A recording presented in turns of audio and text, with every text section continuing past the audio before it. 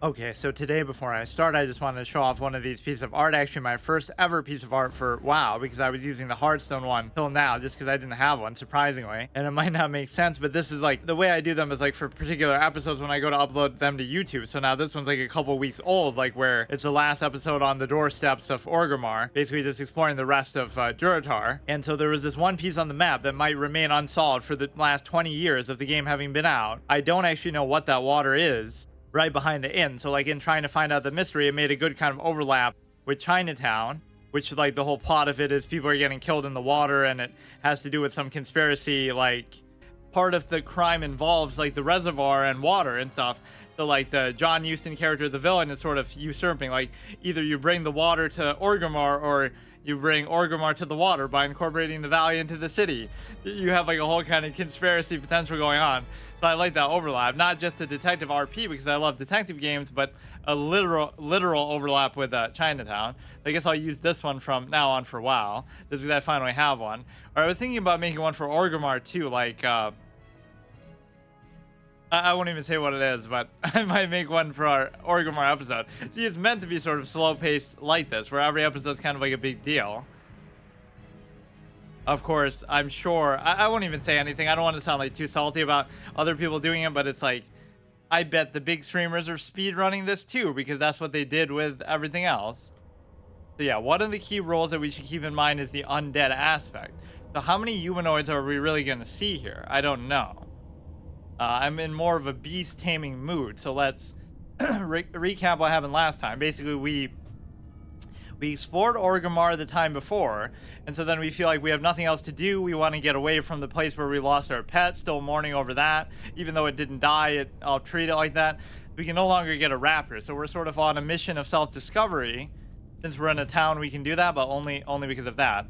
So we're sort of trying to find our other half, and we're sort of facing the mortality of it very literally, right? Like, to conquer death, you have to look it in the face. Like, I just used that for Plants vs. Zombies last week as a title. To conquer death, you must stare it right in the face, look it right in the eye. So there it is, just fucking this guy talking about the plague already. And it does sort of make the undead the most badass race, because they feel like we got this just by chance. Actually, this was kind of a cool moment. That was like our send-off from Durotar. I'm like, oh, let me just fish in this one pool one time, and we just get that, the last thing that we did. We go on the Zeppelin, we come across the Tourist Fall, so I'm not sure whether I should explore Tourist Fall or not. Like, it's not enough to get to level 14 and over-level in Durotar. We also have to get to like level 20 here in Silverpine Forest, which you might not think is even possible, but it's very possible in some of these zones. Like you could, the SM trash outside could get you to like level 30, level 40 if you were patient enough to keep killing it over and over. Or even Elwyn Forest, if you count Stormwind, you could get to whatever level from the stockades, RFC and Orgrimmar, Durotar. So like there is a lot of stuff where if you really wanted to level up here, of course you wouldn't be able to do that like this, but I think we're aching and wishing for another pet, which we haven't had one since basically the immediate time we got it. We didn't have the ability to feed it, so like our reach exceeded our grasp in RP. Like, and I genuinely forgot or didn't know that. Like, I thought they would just give you at least the essential ones, and you might learn the beast training and stuff in town. You have to go to the city, which I didn't want to do then. So it in honor of my RP and slow paced style, my pet has to suffer and be lost. So it is permadeath pet in that sense. Like, pretend like the raptor died, so I can no longer get a raptor ever, period, for the rest of the playthrough. It doesn't matter, a different kind. That was like a red one from the Echo Isles, so very fitting for the trolls, maybe even cliche. I kind of wanted an orange one because I feel like that's what I remember getting the first time. So we come here, we make a pit stop in Brill. They're kind of rolling their eyes like, oh, just another visitor, just another traveler. But then they immediately asked me to do something. He even said something referentially like, oh, you should know that by now about Lady Sylvanas. Like, I just got here, which I guess just by her reputation precedes her and stuff. They sort of, I think, milked her and abused her a little bit over time, though, in the lore. Like, you knew she would do something weird eventually, but have you collected 5 vials of Darkhound blood yet? Time is fleeting. Or like that's what I said when the whole tree thing went down. Not that I was playing WoW, but just as an observer, like when she burned the tree. Sylvanas would totally do something like that, but she wouldn't do it for that exact reason. Like, it would be too obvious, right? She'd be more subtle about it. Like, oh, that it just happened to catch fire by accident. we didn't mean to do it. Like she's all conniving and bureaucratic like I'm that. You listening. might say the power just got to her head because she's. I think I already read that. Our enemy Yeah, is this dude's around. already talking about and foreshadowing the plague that we're going to see from Sylvanas. So I guess I'll sort of brush around the outskirts of Rill, and then I'll basically head to the Silverpine Forest. I'm not going to look at Undercity because when I want to go in each of these cities, this is like a horde exploration playthrough in the sense that I would want it to be like an equally long and thorough episode. Like that's probably been my longest episode so far, is I spent like 5 fucking hours just going through Orgrimmar in great detail, talking to every NPC, and there are obviously interactions that I still wouldn't have gotten yet, but that was a pretty good amount. Yeah, it's sort of inevitable that we're sort of foreshadowing, grieving over the loss of our pet, and we'll find somehow our new one here, like a warg from Silverpine Forest that we've heard about only in legend, or like something else here. A Darkhound would be kind of boring, although that is like hitting with a symbol here, maybe.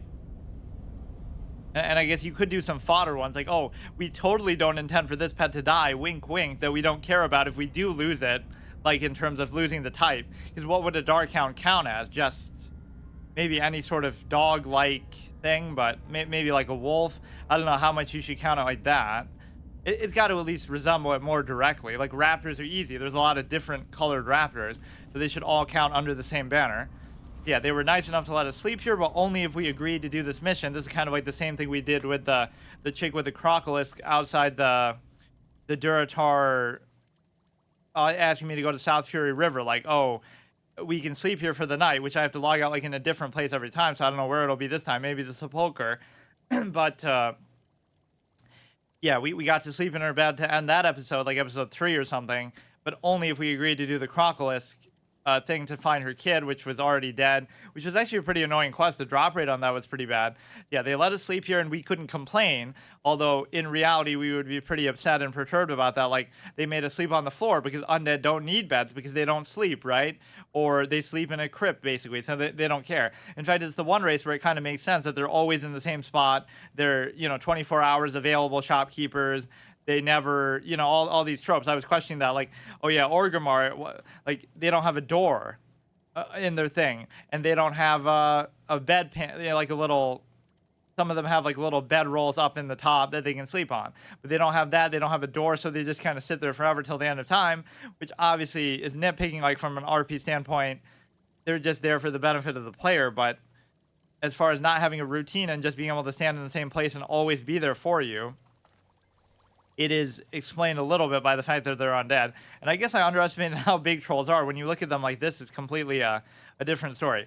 Yeah, we would, internally, we'd be thinking, wow, they made us sleep on the floor, and this is how we get introduced to the undead. They didn't have anything to eat, so I'm starving, right? Like we spend the night here, we're their guest, but we can't say anything. We have to bite our tongue because we're not really super welcome here. And ironically, he's even offering me troll's blood. That's like a passive aggressive. Look at this. This is actually a passive aggressive thing. Yeah, we'll give you troll's blood, you troll, to satiate you after this. And yeah, they're the ones who engage in cannibalism, not us. Although, given all the voodoo and freaky shit that trolls do, it wouldn't really surprise me. What now? So she was kind of nice, but yeah, you can't be upset that they didn't give you a bed because they don't use one themselves. They're not doing it to stick it to you. And I assure you they didn't extract that troll blood that they're going to give me for the quest in my sleep as I was sleeping here, right? Like, he's thinking on the spot, I wonder what I can give this weary traveler. And then he just procures it from me in the first place. So he didn't have anything to begin with. And what else? Yeah, you can't be upset that they didn't have anything to eat. I would almost do that, like I have to eat something in RP. Or like we'll eat in front of them and say like, what a nice meal I shared with them. Wink, wink, like to imply that they didn't have anything for me. As lovely house guests, not that they owe you anything, but the fact that you're doing a job for them. So I like how the first time I get to Razor Hill, they immediately give me that quest that says, go to, where even is it? Wait. Oh yeah, as soon as I get to Razor Hill, I'm already like level 8, 9, whatever, so they tell me go to the Barrens immediately. It's like the game's sort of telling you you're over leveled. So here it's the same thing.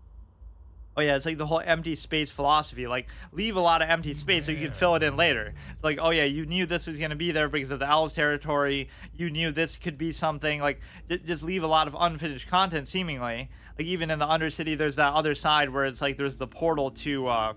In fact, both sides are empty, right? One side eventually becomes a portal to Silver Moon.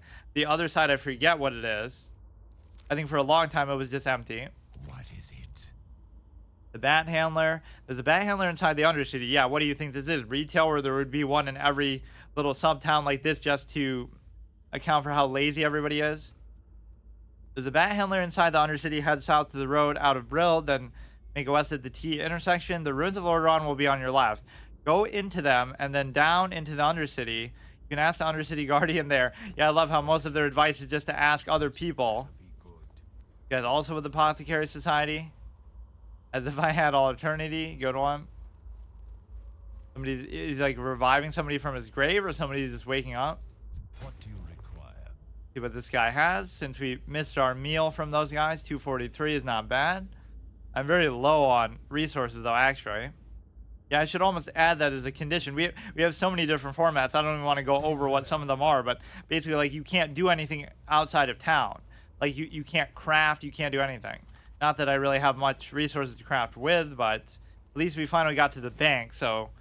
But see, now for a while, I'm not going to go to Undercity, so maybe we'll use Silverpine Forest as a way to segue in there. So I am trying to mix up the leveling zones because there are so many. I guess I didn't know you could even go in here. Or imagine if you go in there and you're not an undead, it would just kill you. We're trying to simulate what it would be like to be one. And their experience, that would give us a real shock. We just want to keel over and die because we feel like our pet. We want to join them because we had such a existential emotional connection. I will do, I guess, any Brill quest sort of en route to Silverpine Forest.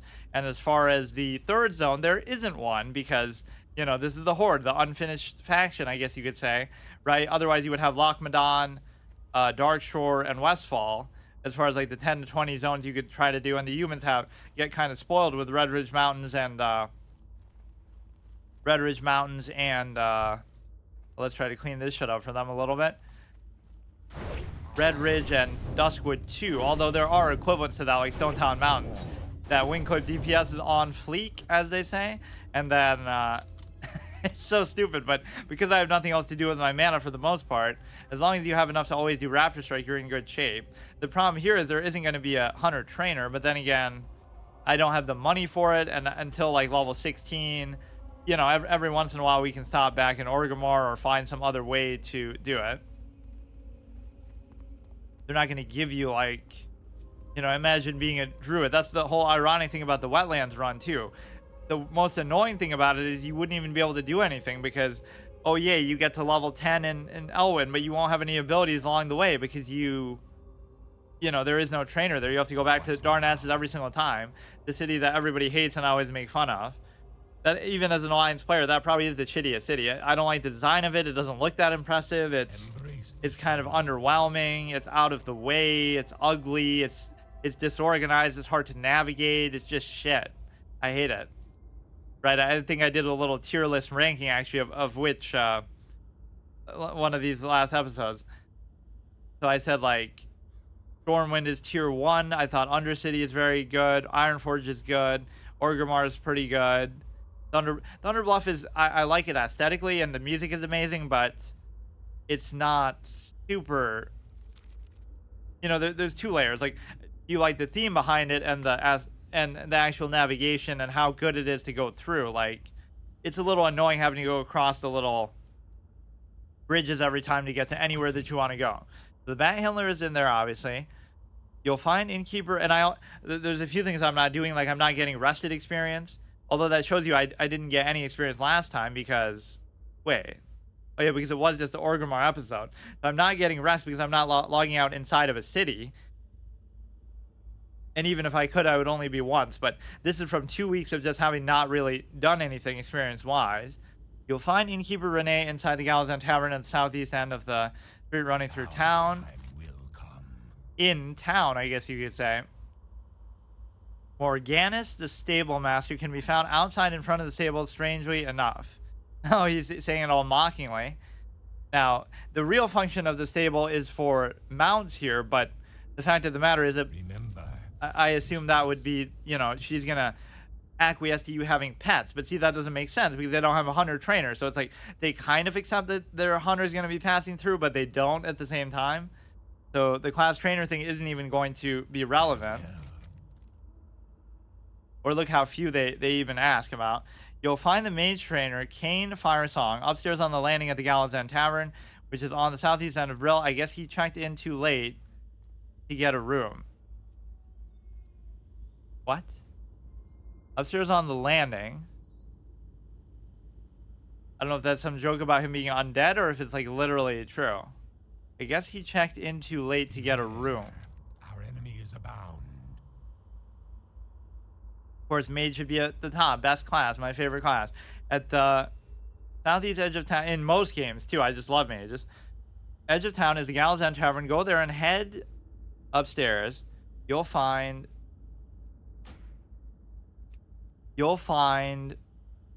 Dark Cleric Barrel inside the reading room. Beware the living. So we have Rogue. Or yeah, why not just ignore everybody by default or just have it turned off? The Rogue's trainer's name is Marion Call. You can find her upstairs in the reading room at the Gallows End Tavern at southeast end of town. The stable. Oh no, we already did that. Warlock. Rupert Bach is his name. I hear that he's upstairs in one of the rooms at the Gallows End Tavern. What a surprise. On the southeast end of town. Beware, our enemy is abound. I am forsaken. Yeah, that would be Austil Daemon. That almost sounds like it's a troll name. He's always hanging out in the tavern at the southeast end of town. It's called the Gallows End Tavern. You can't miss it. Sounds like he's getting annoyed. Like, how many times do I have to say? Basically, everybody's in the fucking tavern, but he's the one offering me the information in the first place. Oh, here we go. But they'll have different flavor for each one, so we have to do it. Our alchemist's name is Carolai Anise. You'll find her in a house northwest of Brill. I wish you could navigate. This is one thing you could do, like where you could go back instead of having to do it each time, but nobody would do this. Sorry, friend, we don't have one of those here in Brill. You'll have to head to the Undercity for that. The Undercity is underneath the ruins of Lordaeron to south of Brill. From the back of the ruins, take the elevator down and speak with one of the Undercity Guardians to help you further. Embrace the shadow. Fancy yourself a chef. Head to the Undercity's. Oh, I thought there would be one here in the end, maybe. Undercity south of town for your training. You can catch the elevators heading down. Talk to one of the lumbering. See, they give you this random little extrapolation. Lumbering Undercity Guardians for further assistance once you arrive. And what else do we got? Enchanting. You can find Vance Undergloom upstairs in a room at the Gallows End Tavern. Okay, that is here then. Beware the living. That in itself is flavor, like just the play. See, this is like one of those quality of life things. There should be a druid trainer in every city, but they wanted to do that on purpose, I think, to show like only druids can become, or sorry, only night elves and taurens can become druids. So it makes sense that they would only be there, even if it's inconvenient for the player. So it adds a little bit to the lore, but it also, you know, it's always interesting to balance those things. Like, of course, there's not going to be one in Stormwind because Stormwind doesn't give a shit about that, or they could always go out of their way to do it, which they do later, but. It's like in the quarter next to the mage quarter, I think. Rifles, dynamite, bombs, exploding sheep. What's not to love? To learn how to meet. Oh, this guy's a fan. See, he has so much of his personality come out. In fact, we'd have to ask it of all the other ones too, and see if they say slightly different things. What's not to love? We don't need an episode for Undercity. We need one just for Brill alone. To learn how to make these and many other exciting tools of the trade, head to the Undercity under the ruins of Lordaeron to the south of Brill. Take the elevators down at the back of the ruins. Once you arrive, speak to one of the Undercity Guardians about where the trainer is exactly. First aid. Nurse Neela greets all of her future customers as they enter the Gallows End Tavern at the southeast as the town. All her future customers. Trust no one. What, she's assuming everybody's gonna get hurt, like the old adage about doctors, like if you really got better, they'd be out of a job, so they don't want you to. Clyde, they don't truly want to help you. Clyde Kellen, the local bass master, has his favorite fishing spot just east of Brill at Brightwater Lake. Oh yeah, we got to continue that fishing thing, even though some of them I couldn't figure out, not the least of which would just be the fishing itself. Like, Or I mean, the Razor Hill itself. Fishing, herbalism. Look for Feruza. Last I saw, he was standing out front between the stables and the house northwest of the end of town. This is like where we are now. Leatherworking, that would be Shalene Robart. Take the road southwest out of Brill, head to the intersection. She's at the camp along the side of the road. So this is neither in Brill nor in Undercity. It's just in some random spot on the road. Mining. I hear that they have a mining trainer in the Undercity. All you have to do is get there is go south of town, go back to the ruins of Lordaeron, then take the elevator down, ask your guardian for further directions. Tailoring, whoops, I skipped one. It is Bowen Brisboise that you seek then. You will find him in his house southwest of Brill on the other side of the bridge at Coldhearth Manor. Patience, discipline. What, so he's just like in an enemy infiltrated zone? Sometimes they will even do that to you. He'll be like in a house in the fucking at the top in the village where what's it called? Where the Defias pillagers are. That's not a trainer though, it's just some random vendor, but that's the kind of shit they would do. Rand Robart is fairly good at skinning, Felbats, and like. Wait, isn't this the same guy as the other one, as the leatherworking? You can find him at a camp along the road southeast of Brill. Take the road southeast of town and head east at the intersection. So like three of these aren't even in the Oh, are they like married? Robart, right? Embrace the shadow. Rand Robart and Shalene Robart. See, we're already developing like a relationship tree of NPCs. Look at how they slip that in there. They're not all like that, or I guess two don't really go so well together. Beware the living. Now, how different is this gonna be? You don't have a bank here in Brill. You have to go to the Undercity for that. I mean, I don't want to be too particular about it. Let's not do it right now, at least. But see, this guy does have a quest. A putrid task. Scourge have trickled into Terrisfall Glades and have infested the area west of Brill, near the old bridge. Yeah, we're farming rep, because that's going to come into play. 100% completionist run, to the extent that you can do it. Or like people, I see people are doing dungeons and stuff. Like, I guess it's still fair, because like, oh, you know, if you die, it's still over, so you have to be careful not to wipe, but that kind of goes against the spirit. The whole point is trying to make it as much as solo experience, or at least that's how I used to do them. Go there and beat back the rotting dead and the ravaged corpses you find. Scatter the bones and bring back their putrid claws, and the Death Guards will reward you. 7 putrid claws. They're really pushing me towards the dogs. What are they called? The Darkhound. I didn't see any NPCs in the graveyard. Maybe I should check it again. So we'll talk to everybody in Brill, and then I'll do some of these quests and basically earn my passage to Silverpine Forest, and then from there we'll earn our passage to the Undercity. Let's say like we're not an honorary citizen enough. In fact, we can make it very literal. Like you have to be friendly to be able to do that. But then again, with the other ones, that wouldn't have been very relevant, so I was kind of just doing that anyway. Look at how this guy's always creeping into the graveyard. I'm trying to clean it up for them. I remember that Red Eye guy or whatever at the farm. There's some gnoll named... oh, we are already doing that too. Or did they come out of one of these graves and that's what they're trying to show? It's like a litmus test when they're born, right? Like when a Forsaken is born, they can either go... They're either conscious like the ones you play as, or they go the other way. Or like, you don't really see that a lot, like where they're struggling to... between it, like, oh, at any point you could just turn, but it almost feels like that's the implication. You never know when you'll lose control and go back to the other side. But is it really a side if they're just kind of mindlessly lumbering around? But then again, they are kind of still doing what the Lich King wants. Or this sort of area, if it was more combat focused, reminds you of like in Duskwood, where, you know, you have the grave robbers, you have all these different things, more Ladim. Let's guard Kel, so this is some kind of priest quest or whatever. Probably, to revive him, to heal him. What did I want to really do? I guess I'll just do these. Or no, wait. Let's talk to everybody else in Brill and properly introduce ourselves. Make sure that everybody's on good terms with us being here. You would definitely understand why the undead would be the most disliked and outsider sort of race, because... not only do they seem more directly like, oh, they're just evil, they're like the undeads that we're killing, but also Oh, this guy does pat around. I guess I was keeping him there. These two also give you that same sort of information. But, you know, it just looks unpleasant. The land is dead. Everything probably smells. I can't stand the smell of orcs. Be wrong. I don't want to be right.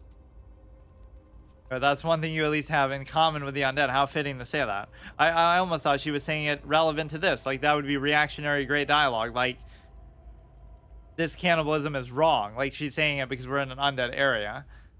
I've obviously read these. Let's just read it again. Led by Sylvanas, the Forsaken joined a tenuous alliance with the Ahorrid and established a capital in the vast depths of ruins of Lordaeron. So the whole shtick of the undead is they're trying to revel in their thing, all right? They're not trying to hide from the fact that they're undead or that they, or even the plague. They're trying to make their own. They have all that sludge going through town, which I forget what that's exactly for.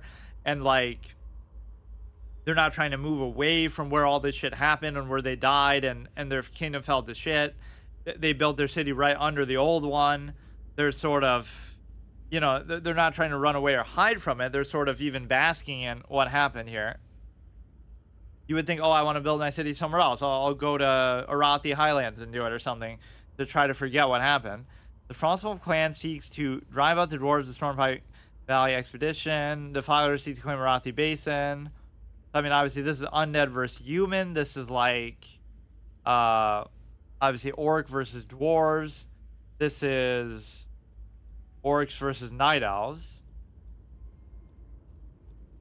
Part of the Steamweedle cartel, a goblin city provides neutral haven to those that wish to trade goods. And yeah, they're of course always the moderators of neutrality, not for moral reasons like, oh, they want peace and this and that, but just for there is no better peacemaker than greed, right? But when everybody's happy and complacent, they'll spend their money.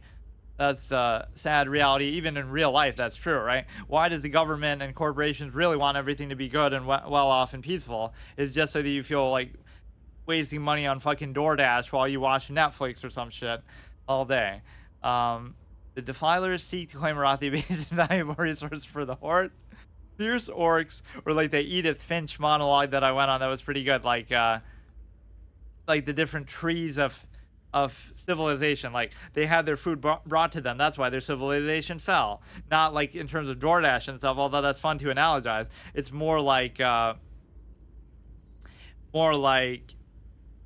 that's from Hollow Knight, Flavor Text Hall of Fame, where he's like, the civilization got too decadent and indulgent, so they forgot how to hunt, because he's like the big master hunter and stuff.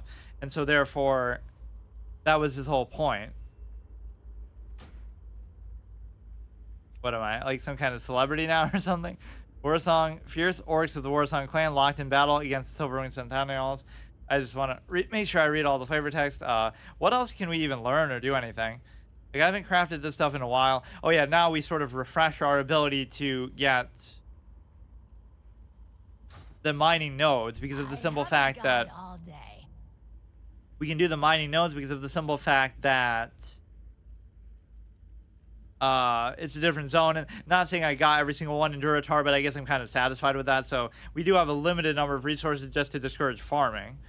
Searching herds requires both knowledge and instinct. That's another thing I would want the add-ons to keep track of. So not to make it easier, but to make it harder, or to allow me to monitor all these ridiculous other formats I'm doing. Basics to gather herbs from bushes and other plants for use in alchemy. Gives potential 75. Requires instinct and knowledge. Not seek death, but that's why we're here. Or she's giving me advice for like my, now this is going to be a very important mechanic. It is nice that they put this guy here.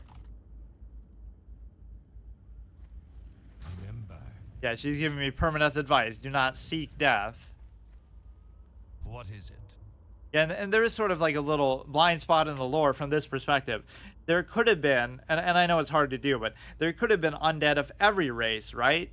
There wouldn't just be undead who were humans previously. There could be undead Tauren. There could be undead trolls, right? There could be undead everybody. Why is it just them, right? Every part of the world that Arthas would have ravaged. And so they extrapolate on that and say, okay, well, there's death knights of every race, potentially.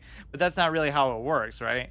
Or like even to say what a death knight is incorrect. There's a death knight version of everybody. So like Hearthstone shows that better. Like if you're a shaman and you like Ner'zhul, right? If you're a shaman and you become a death knight, you're like a like an undead under the Lich King's control. A shaman becomes like a Death Seer, or if you're a warrior, you might become a Death Knight, sure. Or a paladin is really the appropriate original one. But if you're like a mage, you're not going to become a Death Knight magically and know how to use a sword like Jaina. If Arthas raised Jaina from the dead, yeah, normally it's Jaina's job to raise Arthas. Then she would become like a lich, right? Like Kel'Thuzad. So it's hard to like really express that, I guess, properly when they're doing it, but yeah, like undead shouldn't have been one race, like where it's the human undead. It could be every single one. So you could be part of either faction, you could, or maybe not. You could be an undead gnome, but you would still be a Forsaken because you somehow turn your back on everybody else. I am forsaken. Royal Apothecary Society has little patience for fools, as do I. Perhaps the next time you and I speak, you will be considered exalted, more like maybe be considered Zachariah Post. Watch your back. Be considered friendly, for God's sakes. Like, I'm barely even neutral, so we're sort of both on bad terms with each other. Get one of these as a pet. Be quick about your business. Velma Warnom. You need to be exalted with the Forsaken of Undercity before I will teach you a writing skill, Hunter. Please acknowledge my profession. Still better dialogue than the Velma Show 2022. Am I right? 2023, I mean. Jesus Christ, so many of these with the same thing. I'll ignore it for now. You are. He turns her back on me. Be quick about your Leather armor merchant, at least relevant to my class, but I mean, a lot of this sort of stuff will be surprisingly relevant just because, just like a lot of the shops in general, because you're not always going to get greens to drop. You have to be very attentive to see. And I'm not sort of trying not to shift click to loot too, although now I do at least have the bank. But if I fill up my bags, which it's surprising, this is like the least number of bags I've ever had by this level on any character in Classic, because you always get so many from the humanoids. Like maybe this is a horde specific thing, or just Duratars like that. Because like if you kill all the Defias and Elwyn Forest, you're gonna get like 50 bags back to back. There's gonna be no problem with that. So we're repaired. Let's see if there's anything. I can use a two-handed axe, and I maybe stupidly put it in the bank because I did have one. But I guess I'll just deal with what I get here. Yeah, why did I do that? I guess I was just so excited to put everything in the bank that this is what I was using for so long. I'm impressed, actually, in some ways, not to jinx it, with how well I've been able to do with just strictly melee. Like, sure, I've been over-leveled from stuff, but that's not even a real thing because, you know, there's no rule against what you have to fight. That's never been something I really say. The rule of 2 is just, like, an advisory thing. Like, you shouldn't try to fight stuff over 2 beyond your level, but... Executor Zygon. What would you ask of death? A war with the Scarlet Crusade. The documents Executor Arin provided are just the break we need in our battle with the wretched Scarlet Crusade. We now know our exact location throughout Trostfall Glades. He's saying this as a follow-up to something else, but there is no such thing. It'd make more sense. Now I have to split the playthrough like, oh, Dark Souls. I have to play as an undead from level 1 to 10, do all these quests, and then justify like, oh, we know this from our buddy, that undead guy, and then extrapolate from there. But the Death Guard has larger concerns. The Lich King's army grows in numbers each night. We need someone with initiative. He's mocking me. Like yourself, or maybe not. Maybe he's mocking them. No, I don't know. To drive the Scarlet Crusade to the grave. Maybe he means like we're expendable and they're not. Prove to me you are capable of serving the Dark Lady by traveling west of the tower past Saladin Farms and slay 10 Scarlet Warriors. So some of this will still be relevant. People are totally going to say over-leveling, but I'm trying to explore, of course. Explore the Horde signs, which I haven't done in great detail, at least. Do you wish to prove your words, slay 10 Scarlet Warriors? I love how easy that would be to lie about, too. Yeah, I totally killed 10 of them. He's not asking me to bring back their ears or something. Wanted Maggot Eye. Oh, yeah, this is the guy in the little house by the farm. And then there's that Murloc who kind of scared me a little bit when I was younger. Like, I was playing as Horde for the first time. And what was the name? Like, Maud. Yeah, all these little bits and pieces I remember. Wanted Maggot Eye, a foul beast even by Null standards. Maggot Eye has been sentenced to death for his crimes against the Forsaken. This despicable villain has been stealing corpses for use by the Lich King's army. Maggot Eye was last seen pillaging the lands near Garen's Haunt, north of Brill. The town of Brill hereby offers a reward to the capable soul who can carry out his execution. Show Executor's Eye again. The villain's paw once the deed is done. Mercy is for the weak. Kill Maggot Eye and return it. Okay. Does that mean that mercy is for the weak, but you were on the receiving end of mercy? Like, Arthas could just kill you, but no, he turned you all into undead. So that was the biggest favor he did. Or the biggest mistake he made. And then like Sylvanas is so butthurt that he wasn't there to see him die or to do it himself, do it herself. Oh, so that's why she kicked Bolivar's ass, not because of whatever that cutscene was about for what was the expansion? I don't even know. I don't know a lot of the lore after a while. Whatever, the fucking stupid one that nobody liked, like all the other ones after Wrath of the Lich King. The cutscene of kicking Bolivar's ass was like her making up for the fact that she couldn't kill Arthas, so that's the closest to she's sort of role-playing the destruction of the Lich King. You can always sit in chairs to RP and stuff. The music and stuff is always nice. It was so unique, some of the choices they made with this game. Or like they went down such a dark path with some of the Horde races. Although like the Tauren are nice and peaceful and this and that. The Orcs have some brutal tendencies. I'm listening. A lot of these names are going to be references to stuff too that either I've forgotten or I don't know. Magistrate Severin. Grave robbers, the mass graves southwest of Garen's Haunt to the north, were made to accommodate the impressive number of deaths Kurzweil suffered when the plague first came. He's sort of relishing in it. The bodies in these graves have so far been spared an undeath, but the Scourge now send Rawhide gnolls to gather corpses and use them to bolster their armies. This cannot be allowed. So Arthas is using little dinky gnolls to do his work here. That's what's so nice about his powers, is it's so adaptable. You can just turn anything into an undead. Like even with the new races that they do, everybody can become a Death Knight at least, but that would have been too complex. That's the real reason. You can try to come up with some lore reason, but like there's no such thing as a Death Knight class. If you're a paladin, you want to turn your character. I think they even maybe floated that idea, or maybe that was just something fans thought about. Like Death Knight would have been a hero class in the sense that you can take your existing character and turn it into one based on what class you are. So if you're a mage, you become a lich. If you're a paladin, you become like the Death Knight we know, like what Arthas is. Or if you're you're a shaman, you become Deathseer or whatever. And so the point is that there wouldn't have been just one Death Knight overall class to do. Because yeah, now they could release Lich as its own class then, or like all the other. That's the most intrinsic one actually, right? Because Kel'Thuzad and the whole overlap with that. Your task is twofold: slay the Rawhide gnolls at the mass grave in Garen's Haunt, and gather from them embalming ichor that gives them life. So is that like the ichor you have in Undercity that gives you life? I actually forget. I feel like that stuff is pretty important though. Or like imagine you're a troll just going through there for the first time. You try to swim in it and you get all sick or whatever. You die to that, or even it just kind of would scare you or make you uncomfortable. Kill Rawhide grave robbers and Rawhide mongrels. Bring 8 embalming ichors to Magistrate Severin and Brill. 55 male. Yeah, we'll have to save that to level 40 before you can finally use it. A lot of these things don't even have level requirements, but I guess it would assume you couldn't do some of these things before a certain while. Oh yeah, here we go. This is the mother of all flavor text here, is being able to read a book. Sit down and read a book after your adventures, like in Skyrim. All the loot that you get, that's your real reward for doing it. Which some people mock that idea, but like the whole thing is it's a net positive, right? You don't have to read it. It's not necessary to the lore or story, and if there's still plenty of lore without that.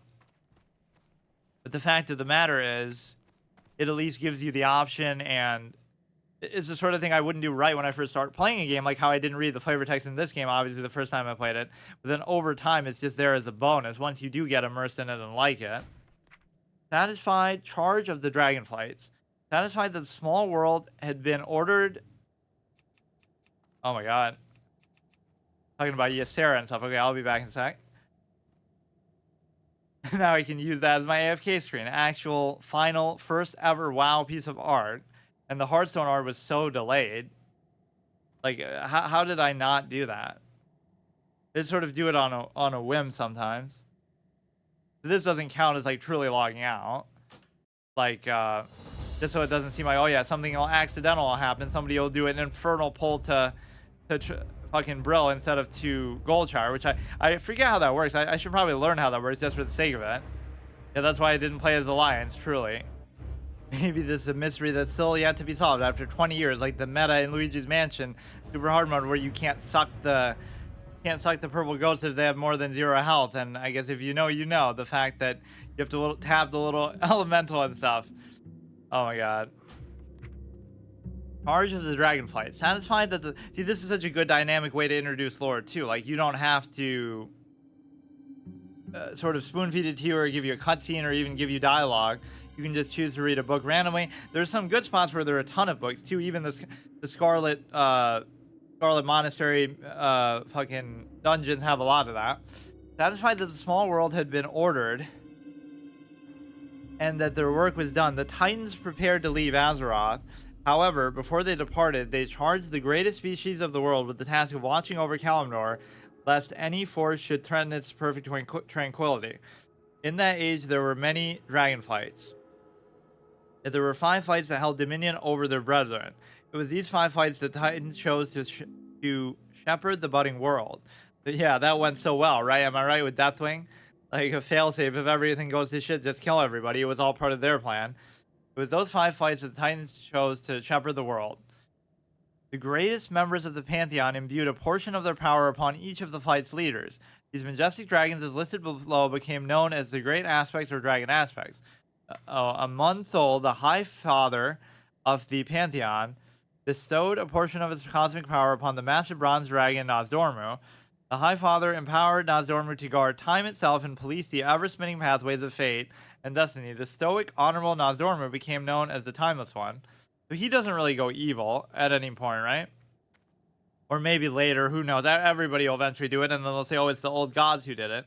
Aonar, the Titan patron of all life, gave a portion... Oh, they say this person's name a lot, too, this Titan. Like Freya says that, right? During the fight, Aonar, give me strength, or something like that.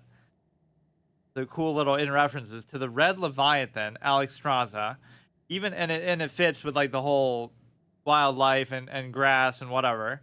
Alexstrasza would be known as the Lifebinder, and she would work to safeguard all living creatures within the world, and she does pretty good at that, like even going against Malygos. I love Malygos.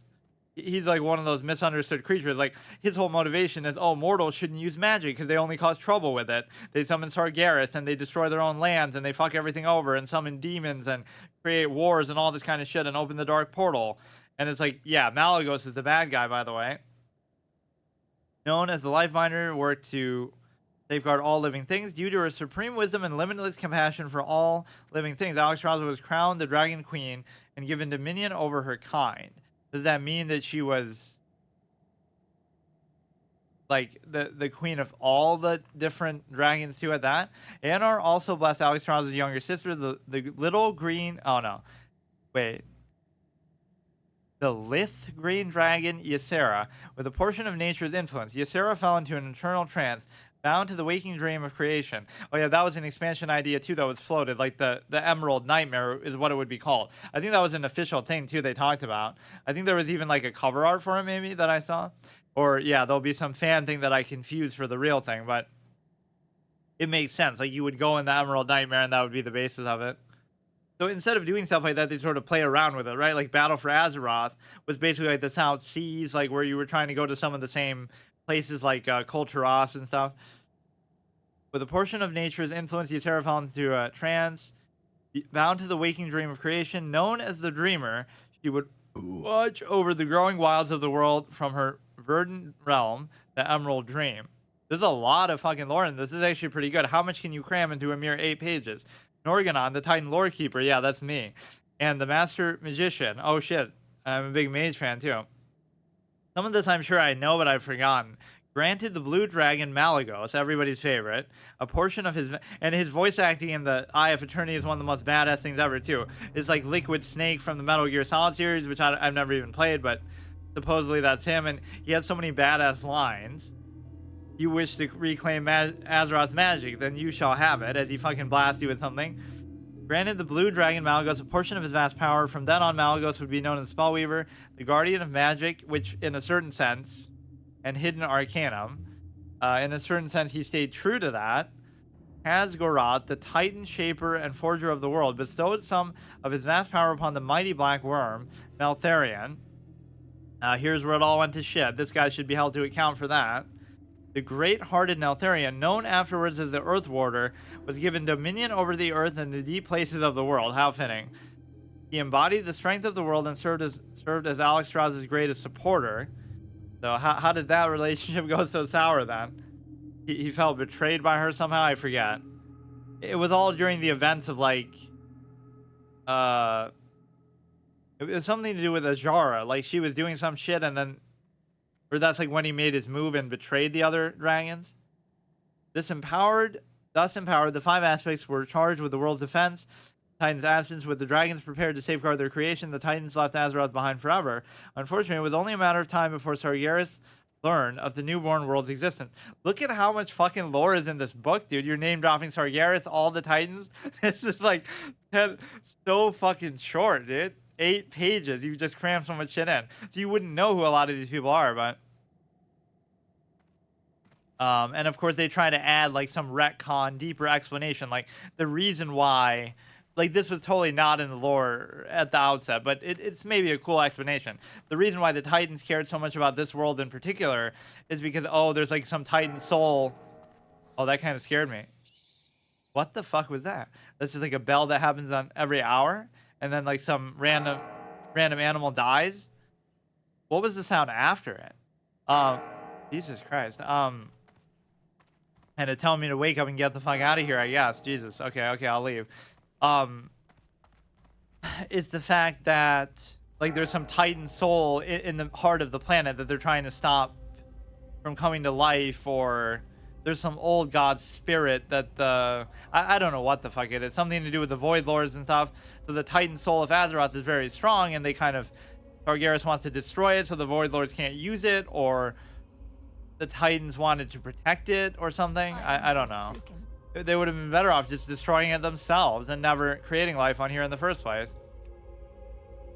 Any knife, we have all these sort of requisite profession materials here, and we could do some crafting, but I maybe stupidly put away a lot of my stuff. Like, we could buy something like this because there's no reason not to. Any sort of flavorful recipes and stuff. We even have that recipe for like the mechanical squirrel that we just happen to get as a drop, which is awesome because that's the sort of thing you would have to get from the auction house otherwise. I don't really know. We just got it from some random thing in Duratar. Crispy bat wing. Teaches you how to cook a crispy bat wing. Restores 61 health. Must remain seated. If you spend at least 10 seconds, you become well fed. Gain 2 stamina, 2 spirit. Not something I care too much about, but we can learn it by the fire, I guess. Not that that's really a rule. I wouldn't mind buying more bags because it seems like unreasonably hard to get them. Flint and tinder, so I would need more of these too, but I just don't have enough money, so I actually do have to do some of these quests just for the sake of it. Leather armor we checked out, so there's not as much flavor here maybe as I thought, but now the inn is going to come into play. What is it? And they might all have different flavor for that, so I might be shooting myself in the foot. But I'll do it later. I haven't got all First aid day. trainer, I can train you in first aid techniques. Here, let me show you how to bind those wounds. Interesting that she is the first person you see. Like, maybe, you know, in case of an emergency, you come run back to the inn and have her help you. It's actually probably more relevant to us, too, because the undead are just No one.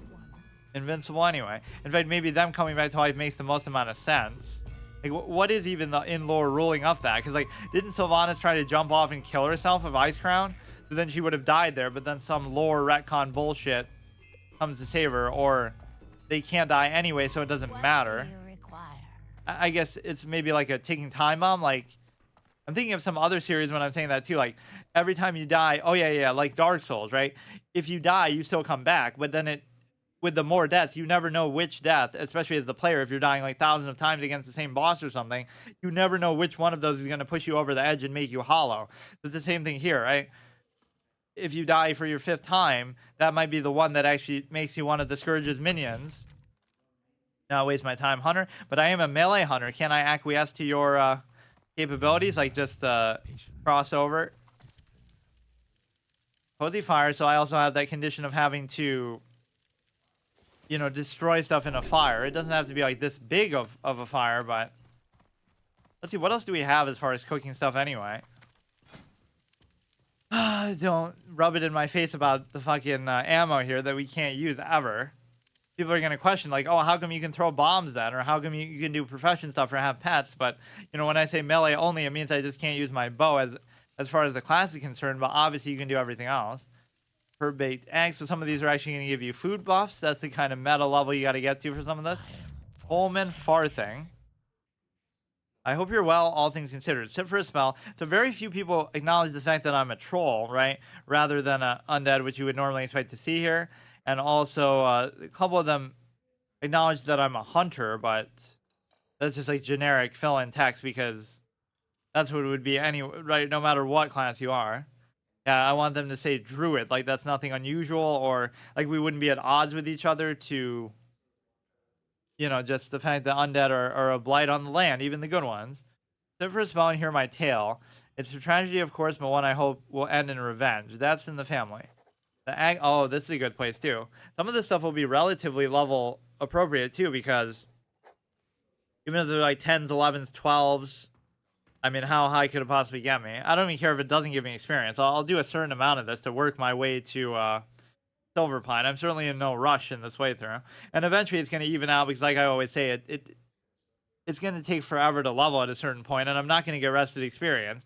But you might question how I have so much, but like I said, that's 2 weeks basically of not...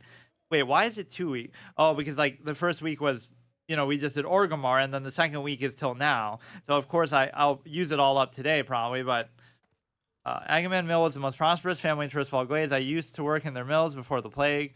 When the Scourge came, the Agamans forfeited their home and convinced those in their employ to remain and help them defend. We were fools, but at least we were loyal fools. The Agamans and their pride doomed us to undeath, and now they are minions of the Scourge. Serve the Forsaken by defeating the Agamans who fell to the plague. Serve me by bringing me their remains.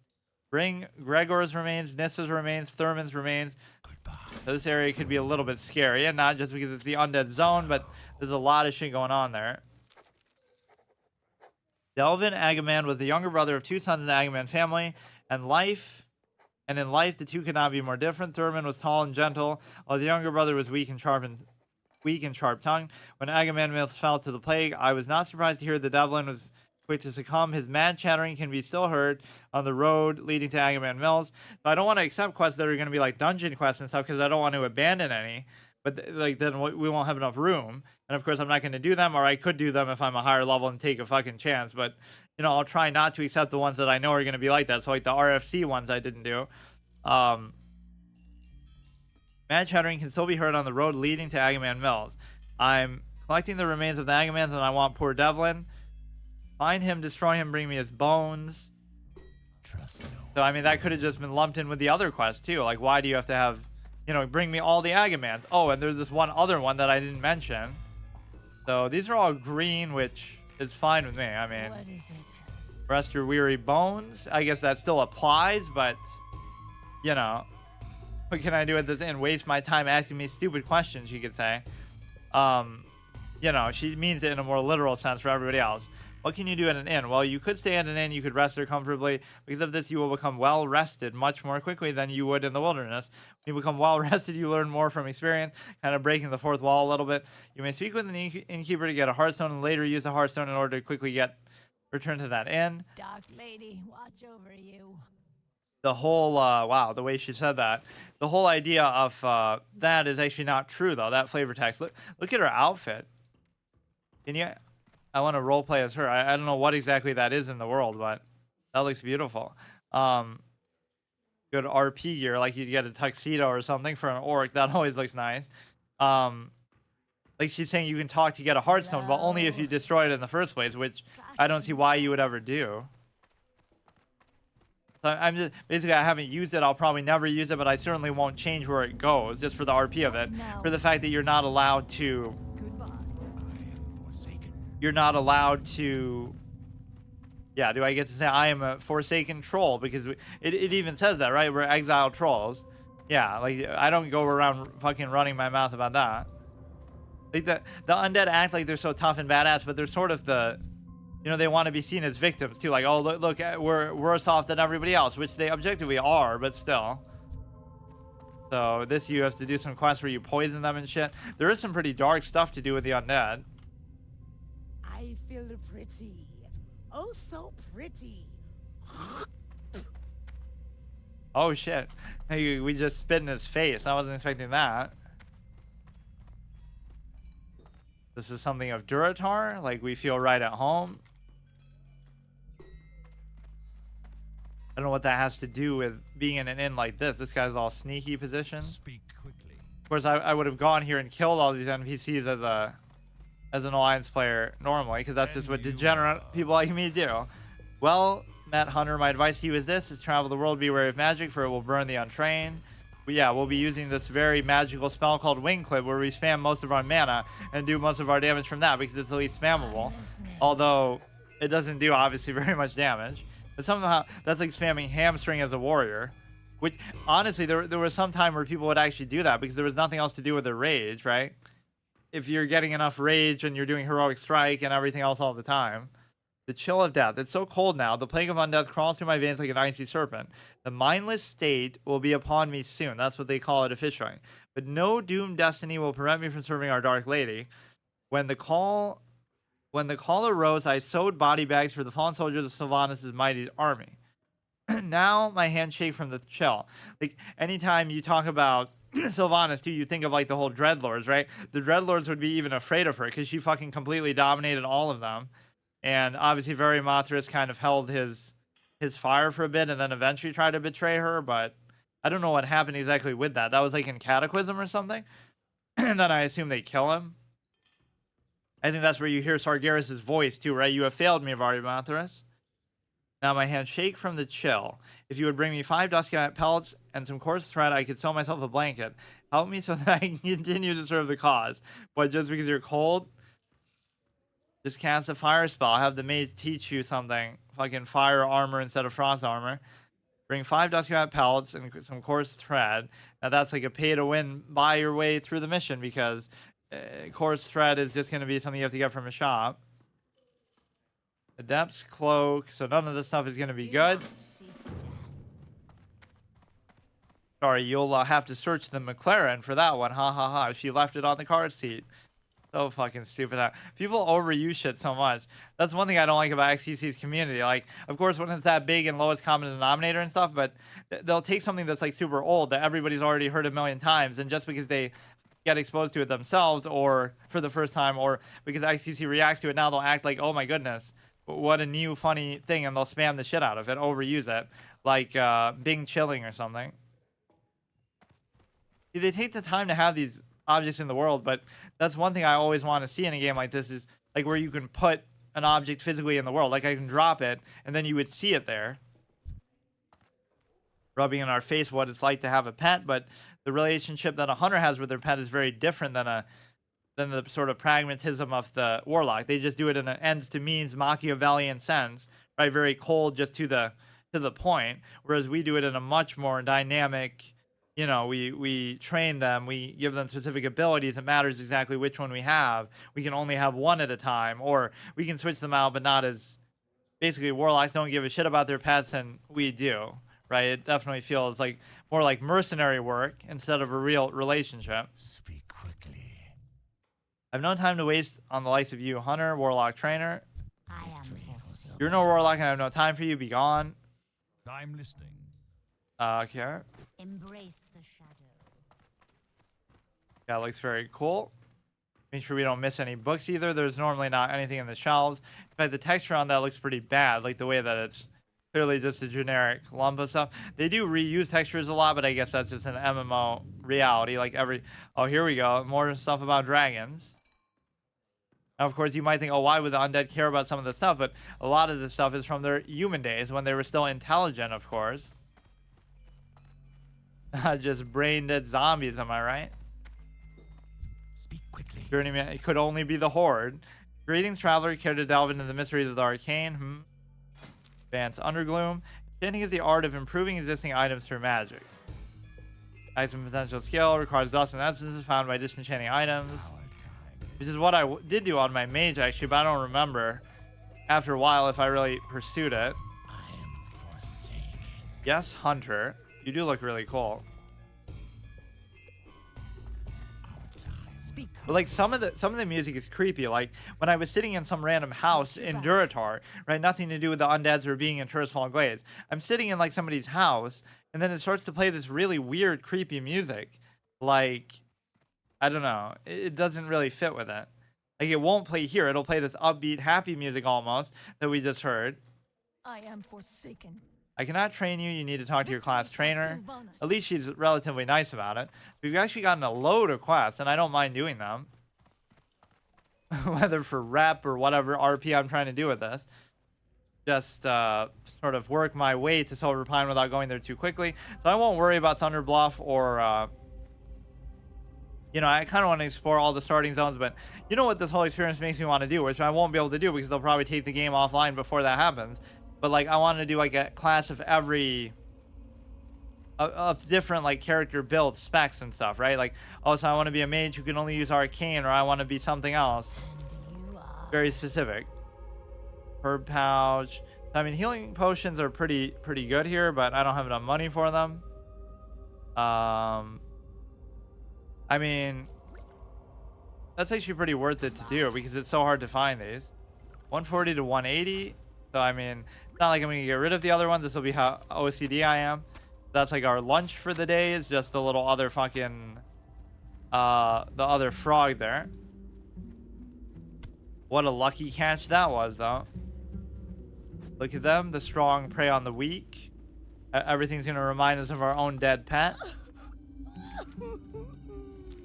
That is sort of the theme of this whole episode. Is just like we're trying to get over that. I don't know whether we're gonna muster the nerve. Like we're being very choosy about our pet for that reason too. This had better be. Or that could, you know, like the Spanish word for death or whatever, like muerte or muerto or whatever the fuck. Darkhound blood, putrid claw. So basically everything you kill is gonna be relevant. This is from wait. Putrid claws. From what? Scourge have trickled. Oh, these are from the zombies themselves. This is from like people always get salty when you say that in certain games, like, oh, they're not zombies, they're infected, like in The Last of Us, or they're not zombies, they're forsaken, or you know, the Scourge and stuff. They always try to come up with their own names. Or like even with Crocolisk, like Crocolisk is obviously just a reference to being a crocodile, but that makes it unique. No other game uses exactly that term to describe them. Scarlet Warriors and Rawhide Mongrels. I mean, basically everything we see we just kill, but I kind of wanted to do it somewhat systematically, but I don't know this area super well. Duskamat Pelt. For some reason, I remember having the hardest time with the Undercity because you couldn't really sneak in there from a perspective of attacking it and killing Sylvanas and stuff. Duskamat Pelt, Coarse Thread, which you'd have to get from the shop, and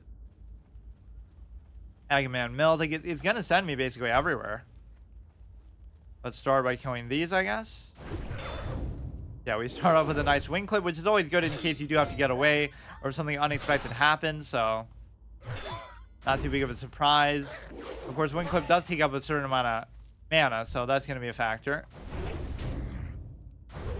That's just a slay quest. Look at these sexy crits, although now I'm fighting stuff way below my level, but that's only fair because then we're not getting experience anyway, so who cares, you know? Imagine that. You're doing such a playthrough that you don't even care about getting to the end. It's about the journey. Of course I can get from 1 to 60 without dying. Who do you think you're fucking talking to? Permadeath aficionado here, but even then I'm trying to make a cool little class thing out of it too. And this will be the Horde exploration playthrough. So the next one I do, if I do one anytime soon, normally I don't like to do the same sort of series back to back, but if I did one, it would be like, how did I know to check that one? Because I didn't want something just to take up space. Although I could still sell it. It's not like I have that much room issue right now. Would be an alliance one, and then we'll like play a gnome or some shit. All the races I made fun of, like a troll. Okay, we can do this one. Okay, let's see if we just use this. But it takes up too much mana. That's why it's not really viable. Now we're gonna lose to this guy because we lose our Raptor Strike damage. So we could get like Mongoose Bite. So between Mongoose Bite and counterattack, we're going to have the ability to actually, you know, mitigate a lot of stuff and actually benefit from it, like be able to do actual abilities that we otherwise don't have. You know, like a paladin. Imagine being that class. So fucking stupid. Like, that's my objectivity too. Like, oh, I've called this the best game ever, but when something is dog shit, I'm gonna call it dog shit, and that is one of the worst class designs ever I've seen in my life. the classic WoW vanilla WoW paladin. Even healing isn't so bad and far from other classes. And I know what people say too, like, oh well, as a mage you just spam Frostbolt or you just spam the same thing over and over. But the fact of the matter is, at least you have the option. With paladins, you don't have an option. You stand there, you seal judgment, and then if you're dying, you can fucking bubble hearth like a coward and just, you know, bubble hearth and do a 360 and walk away. But there is no real sense of value in what you're doing. Consecrate, I'm not even going by like viability too. Consecrate is kind of cool, I guess, but that is a talent ability. There's just nothing to the class. Sometimes less is more, and I know in certain MMOs they'll have like a bard class, like, oh yeah, it's of course natural to use Blessing of Kings during the raid and just spam it on everybody, and that's your whole role as a player. But the fact of the matter is with that too, I don't think it was really intended to be that way, but like it's more efficient for you to just Blessing of Kings everybody than to try to DPS yourself or try to... Oh, did I actually miss that one, or did I get enough of it? I forgot. It's more efficient to just sit there for 5 minutes and buff everybody with Blessing of Kings and do it all over again. You create like a bard class or some kind of a, you know, ancillary buff class. But you should almost not be allowed to equip stuff out in the field either, but I think I've already broken that rule. This is kind of important because I want engineering to play at least some role, even just to make the class interesting. So we're giving up the bow in order to do stuff like that, but it doesn't really matter because you could of course do both. You'll sometimes benefit from other people, you know, oh, there's a chest and I can take it, but I wouldn't have been able to fight there myself. We're gonna end up in Scarlet Monastery and fucking get killed by some kind of a stupid, you know, elite there or something. So I don't know exactly where I'm trying to go. I know where the mills are. I don't know exactly where the Scarlet thing he's talking about is, though. There's a lot of different Scarlet outposts. So fight the Dust Bats, fight the Gnolls. I guess I should go back to that side because that's where they were. Abraham, or let's check out what this place is. It's kind of not as fun to do it backwards like this. I'd almost want to start in the undead starting zone, which I forget what it is. Death Knell? Old Hearth Manor. Okay, this guy's going to be another one with that. Death Knell, Agaman Mills, the Undercity Brill. This we've already taken care of these guys. What do you require? Pleased to make your acquaintance. May I help you? Yeah, he's just in a random house like this. Greetings. Can I teach you how to turn found cloth into cloth armor? Hello. None of this is going to be an upgrade or anything, or even if it was, it wouldn't matter. So this is a good opportunity to just sell stuff off. Sell this, sell this. We already have like almost a full bank though, so I got to be careful. And there's always like a quest to go pick up some pumpkins and stuff, but that's not for here. That's like by some other Scarlet Tower. Amazing how much I sometimes know, even though I didn't really play as this so much. Yeah, I explored these zones more as a Alliance player than as a Horde player. So these are of course going to be necessary for one of these quests, so this makes us kind of lament the passing of a beast. He wasn't hurting anyone. He was just a, you know, he was just minding his own business, and we go and we fucking murder him. Just like our poor buddy got killed, except he didn't get killed, and that's not us just being in denial. Genuinely, it was just a case where... Wait, you can't even do these, right? Because this is a demon, not even an undead. It's kind of weird in a way. Right? Wouldn't it make more sense for it to be undead?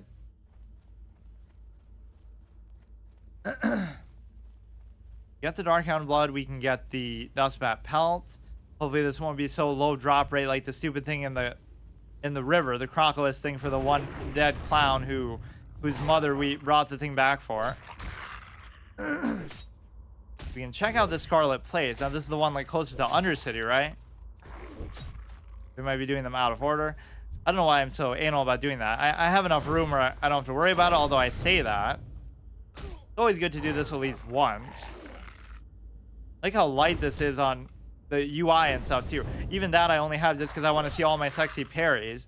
But the fact of the matter is, now are these the ones I actually have to kill for this?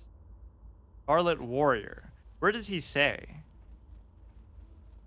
Prove to me Traveling west to the tower past Solidon Farmstead. West. It's probably somewhere else, right? Yeah, this is a zealot. Or, you know, we can still do it, just, although they'll probably send us here eventually anyway. Go inside and take care of the chest. So now these will at least be level appropriate. Let's make sure we don't spam that too much then. Or it's great to do at the end, just so when they try to run away, it completely flips their ability to do that. Clip their wings. Imagine if you could only use that on like buzzards or birds or stuff like that. You should almost not do it at the beginning of the fight the way that I've been doing. Let's not get overconfident. But this is okay. So she actually casted me with no mana bar. Staff user. This is a warrior role-playing as a mage or something.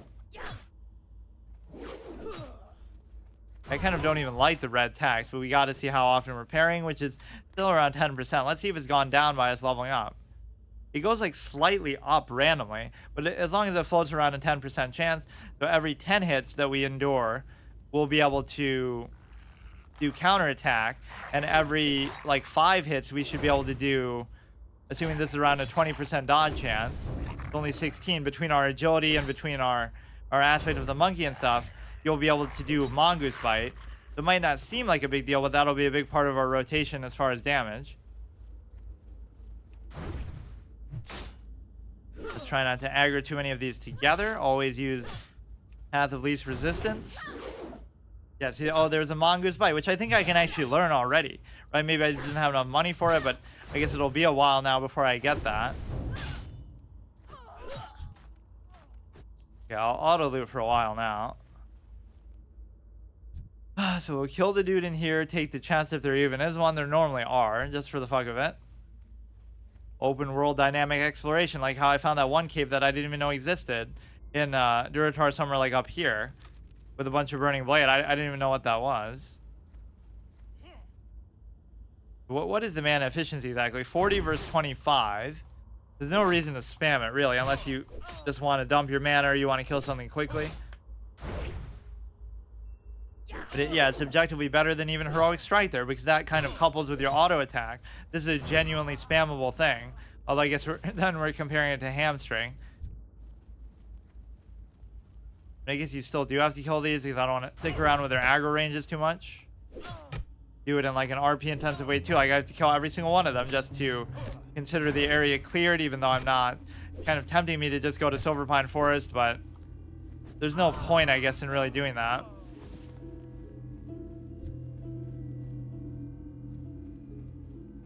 The atmosphere of some of these areas is really good though. Like, you wouldn't have really expected this to be, right? Like, how much did MMOs really play around with ideas of that? I guess they did to some extent, but of like you're almost playing as the bad guy, which is not really true, but it just almost felt like that. And look how far they spread their shit out. No, that's a respawn. That's not really to my, or is that like a bug? To my fault. Like that could have been one that somebody else killed. I'm itching for that mongoose bite. Maybe I should have been more thorough, but we got to go back there when we actually have a good amount of money. How to make auto attacking fun. This is more fun than playing as even a warrior, although it's really not. Like you have mongoose bite for overpower. You have not including like talent abilities. You have raptor strike to equate with heroic strike, even though it's not exactly the same thing. So it's almost just as interactive. You don't have rend, you don't have hamstring, although I guess you kind of do. Now there's some kind of secret passage. But oh yeah, this is maybe what I didn't use. I even forgot about it. You can enter from here. So see, every city has like an Achilles heel, where there's some other way to enter that can get you fucked over.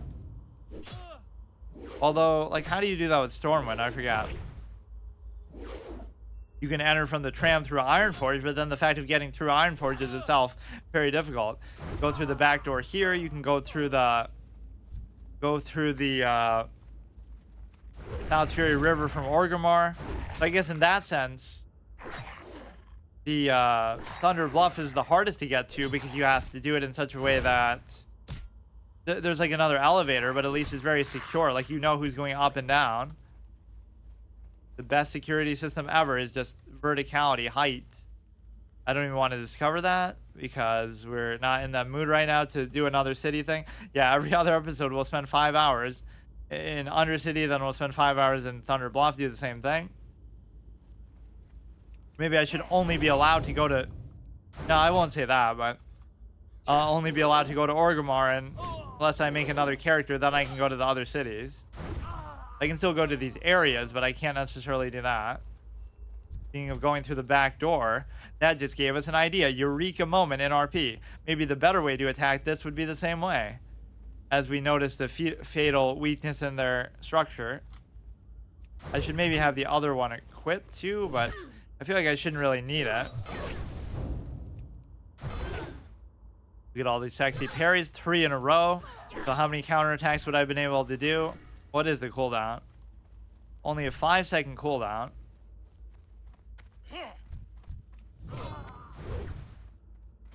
Oh yeah, I haven't used my racial in a while. We went from sort of like feeling like you have to do your racial every single battle to never using it at all. And it might seem crazy, but like, oh yeah, 3 minutes is perfectly fine. For some reason, I thought it was a 2-minute cooldown. Yeah, they nerfed it. It's the fact that these crits are pretty satisfying, even with this shitty... I keep trying to call it a tomahawk, but that is what I was using for a while. Just random green lucky drop that we'd actually use. We can use a two-handed axe too, which is what I kind of wanted to do. Kind of a dangerous angle to approach at, but they probably shouldn't aggro because they're all lower. Something's going to respawn just right on cue. There's going to be a chest that we can't even do anything about. This guy's going to have like some special ability too that I don't know what to do about. That's why Wingclip could save us, because he's going to be like a shitty paladin, even though he has no mana bar.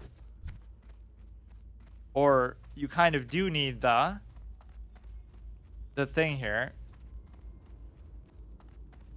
The racial. So maybe I shouldn't have used it on that, but I mean, fighting 2 of these at once is fine. So at times you feel very strong because this should almost not even be doable. Or like, you know, if you're fighting stuff your own level, the rule of 2 in both its forms. Don't fight 2 enemies at a time ever for any reason, even though I'm about to. Or don't fight stuff 2 levels above you. Or more than 2 levels above you. Try to fight stuff two below you, or at least close to it. I mean, my impatience will get the better of me in this, but I'm not going to do it. Something will totally respawn right on top of me as I'm trying to run away, too. Aggro ranges in this game are not as forgiving as Albion Online, where you walk like 5 steps and they already reset. Or you got to be careful not to sit down during combat either. Yeah, we're a rogue. We're not a hunter. Look at this. No idea that we're here. Being a night elf is pretty fitting because of the shadow meld and shit. You could use that to try to get off a trap or something extra. Not the least of which is, you know, you could feign death to do that. That was always the old trick, right? We could even use, speaking of Albion, we could use the same strat that we used there. Just like we kill one, then we reset, then we go back in. Look how this respawn is gonna line up so perfectly to do me in.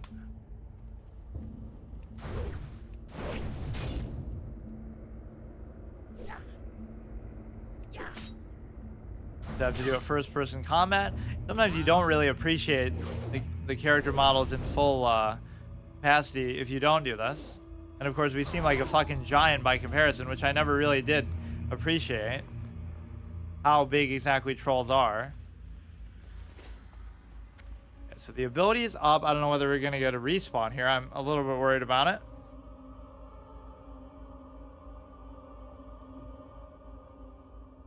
That's part of where players could fuck you over, is like, you know, they could have killed it. So if I killed it, I'm at least acutely aware of where and when it's going to respawn. But if they didn't, then I am actually going to spam it here, I guess. Or this is always where maybe using the bomb could be good. It shouldn't be that big of a deal now to take care of him, but guess what? We're going to get a respawn that we didn't kill. Alright, here we go. This is what we're here for, the chest. Then we can go back, turn some of these quests in, or I'll try to still get the dustbat pelts and stuff. Yeah, we get to punish the most cowardly mechanic of always calling for help. That's obviously some quest related thing. There just tend to be like some random Scarlet Tower or like the first one in the set of the ones you have to clear out. I don't think Death Knell would have anything to do with that. I mean, none of this is particularly great, but ah, shit. So what else do I need? Oh, here we go. The respawn right on the way out, but she didn't aggro because obviously these are super low level. Need more Darkhound stuff. Let's do Darkhound and the Warriors and the Bats. Or, I mean, the Gnolls. And then we can go back to town and then... Oh my god.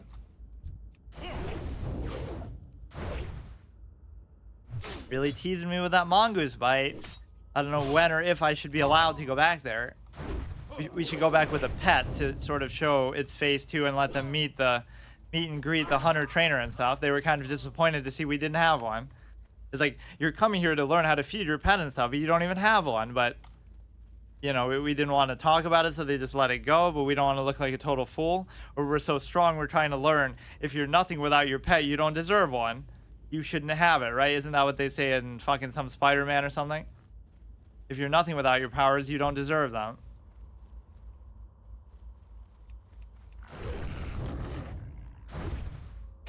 Look at all these crits. What is my crit chance? Only 4%. You get 2 in a row. If you say crit 3 times, you're guaranteed to get one. But that's what wing clip increases your chances of doing. If it's just like a 1v1 combat where it's not going to go on forever, you can totally do it, but yeah, we're going to make a spirit hunter where we sort of have so much regen that we're able to, you know, get 10% back during combat. I almost wanted to try that on a warrior at one point to see how good could we really make that. Like a warrior who can actually heal during combat. Better than Bloodthirst probably, because it's a pretty bad ability. I don't like to look at this stuff too much, like the logs, but now we got kind of overwhelmed in an unfair way because we're kind of just dumped in the middle of nowhere. Or you can even use this shop so you don't have to go back to town. That's a good dynamic. I have exactly what you need. The ability to stealth stuff. Yes, you do.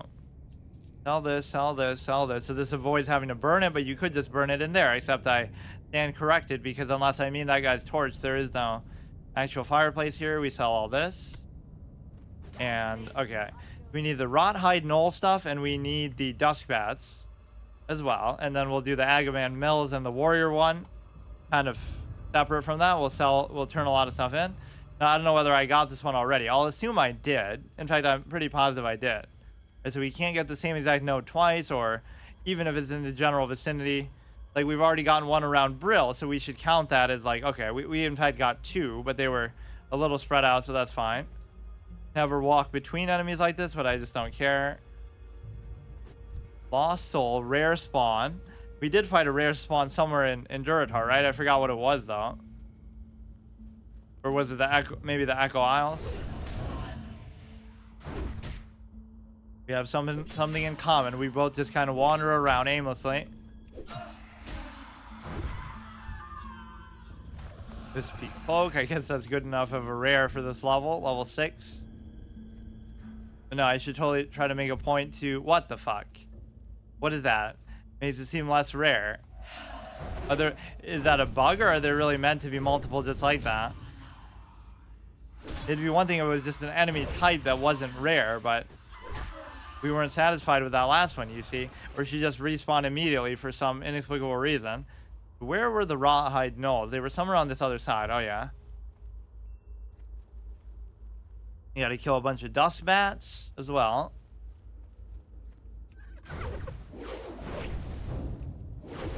See, it forces us to make some sort of progress, too, despite how slow sometimes I like to play through these things, because I have to rest in a different spot. So I can't rest in Brill. So either I find some random house out here in Tristfall Glades, or I go to the Sepulcher. I don't know which one I'm going to do. These are all pretty low level. In fact, they're not going to give me experience. But even for turning in the quest, they might not give me experience. But there are times where that can happen. Like, the mobs that you kill for the quest won't give it to you, but the quest itself will still somehow. Looking for like a mining node inside of there. Graphic imagery, not for children. And you know, like the style of this game was kind of cartoonish, but the fact of the matter is that we can play dead. We're practicing feigned death. See, this is how we learn it in RP. See if anybody notices, and we get like a jump on them because they don't notice. Or you know, it would be better if you. Fuck. Yeah, we're gonna bury you alive, Eli. Like if you jump up. But no, like they kind of made it more cartoonish over time. If you actually look at the current state of the game, they could always moved away from it a bit. Sometimes it's a preferential thing. Like, this guy will never notice me here. He had a crit. Oh wow, that actually fits very well in RP. Like the League of Legends out of the bush thing. Like how big of a mechanic that actually is in the game. Oh my goodness, I'm hiding in the bush. You can't see me. Fog of war mechanic. Wow. But all these little things that people beat to death as a try-hard experience. There's sort of sometimes a farcical nature to some of these multiplayer games for the simple fact that, you know, you go into it like, oh, you're just playing the game. You're just trying it, right? But everybody's like a try-hard trying to be an esports player wannabe type of shit. And the fact of the matter is that, you know, you can dissect anything down if you really want to. So what if you did that with single player games? Then it wouldn't make any sense. Like, oh yeah, Ocarina of Time is a joke. You can beat Breath of the Wild, Tears of the Kingdom in 10 minutes or something, right? So if you want to do that, that doesn't diminish the quality of the game or even the player. It's just like, if you really want to do it that way, that's fine. I have to start doing that more often, though. I should be a clout chaser clown. Like, oh yeah, haha, I'll play a game like that right when it comes out and do a first playthrough permadeath, something like that. And you are allowed to do stuff like this. And in fact, I even need the mana, arguably, which I never thought I'd say, given that I have very few abilities. You might even question why I have Hunter's Mark, but just for the RP of it. But I should do that on like whenever I kill like a high stakes enemy, just to show that we're really locked in there. Then it kind of lets you know they're coming. It's sort of at odds with the, or maybe the enemies can't see that. But of course, you know, being an enemy player, you would know that. You have all your 40 rogues and stealth ready to make a move, but then it's like, oh, this dumb hunter wants to fucking mark them and troll you. Announce your presence. You need a couple more mongrels. And what else? What else? Maggot Eye, I'm pretty sure he's going to be over here. It's right by the water. Yeah, he's at the tip of that. So they'll have the embalming Ichor regardless. We don't have the humanoid actually tracking, but these wouldn't show up anyway. And the horde areas do feel a little bit more badass in that respect too. Instead of just random Defias, you're actually fighting the Lich King's minions, like legitimate, you know, undeads and all this kind of crazy, scary stuff. Gotta do some stuff from dust bats too, and then take care of the rest of these mongrels. And maybe it seems weird to do this, but it's not even really benefiting me because I'm not getting experience from it. So what do you expect? Like, it's all for the immersion, all for the RP. And I guess it would feel more appropriate if I was doing this, you know, like a main series, like I'm doing it every day, or not that I do that either with my main series anymore, but every other day, or I was doing it for longer periods of time and stuff like that. Okay, we'll pick up on the bats maybe later. Wait, how did I not kill a single mongrel? Oh, I guess I don't even know where they are. Huh. No, he's fighting with like a death guard. Level 24, struggling to kill a level 6. Nice. Guess this little mystery we could have... I mean, we'll get undead tracking eventually too. So you always got to make that educated decision when you're out about to leave a town. Like, oh, what am I going to be fighting? What should I be looking for? Presumably they could be here, but I actually have no idea. I guess we haven't fought a single one. I'll have to waste some money on Core's Thread, which I can barely afford to do. These are all gnolls. Where the fuck are they? Oh, they're closer to Maggot Eye, so maybe I should just take them out while I'm here. A little bit anticlimactic, but... Level 8. Yeah, it's amazing how much time I'm spending in these starting zones, but it's a good sort of thorough experience. Of course, I know some of them a little bit, but as a hunter or a druid, you shouldn't kill critters. That's like a good RP explanation. Maybe as a warrior, you should, just because to show you're bloodthirsty or something. Yeah, we still can't get over the loss of our pet, so we're not going to get one still, it seems like, for a while. One random mongrel here. Are we going to start to see more as we go up? Yeah, there's that whole cross-server shenanigans too, but see, the whole point of this is I was promised a dead game. If it wasn't dead, then I might not have even been doing this, or I might do something else with it. And so the point is that, or he's going to try to help me like the clown that he is, maybe? Or like they'll aggro with other stuff too. I don't know what level he is, but the good thing about doing it when you're a higher level. I don't even mind doing it like this as long as he doesn't aggro too, but then again, they'll run away or do something weird. Or even undeads have more a sense of honor than the clown fucking humanoids. He's in that house. But there's a lot of spells actually I think I haven't learned because they're starting to cost a lot more money. And before that guy comes in and helps me or does something, I get eye level 10. See, I should save it for the racial, but now just because of that guy, I feel compelled not to. Or like the way this is sort of be set up. Is this where Maud is too? I feel like it might be. This is what I was talking about. My Night at Maud's or whatever, that movie. I guess I could try to do it without it. Oh, but good thing I waited. Random respawn. Again, not my fault.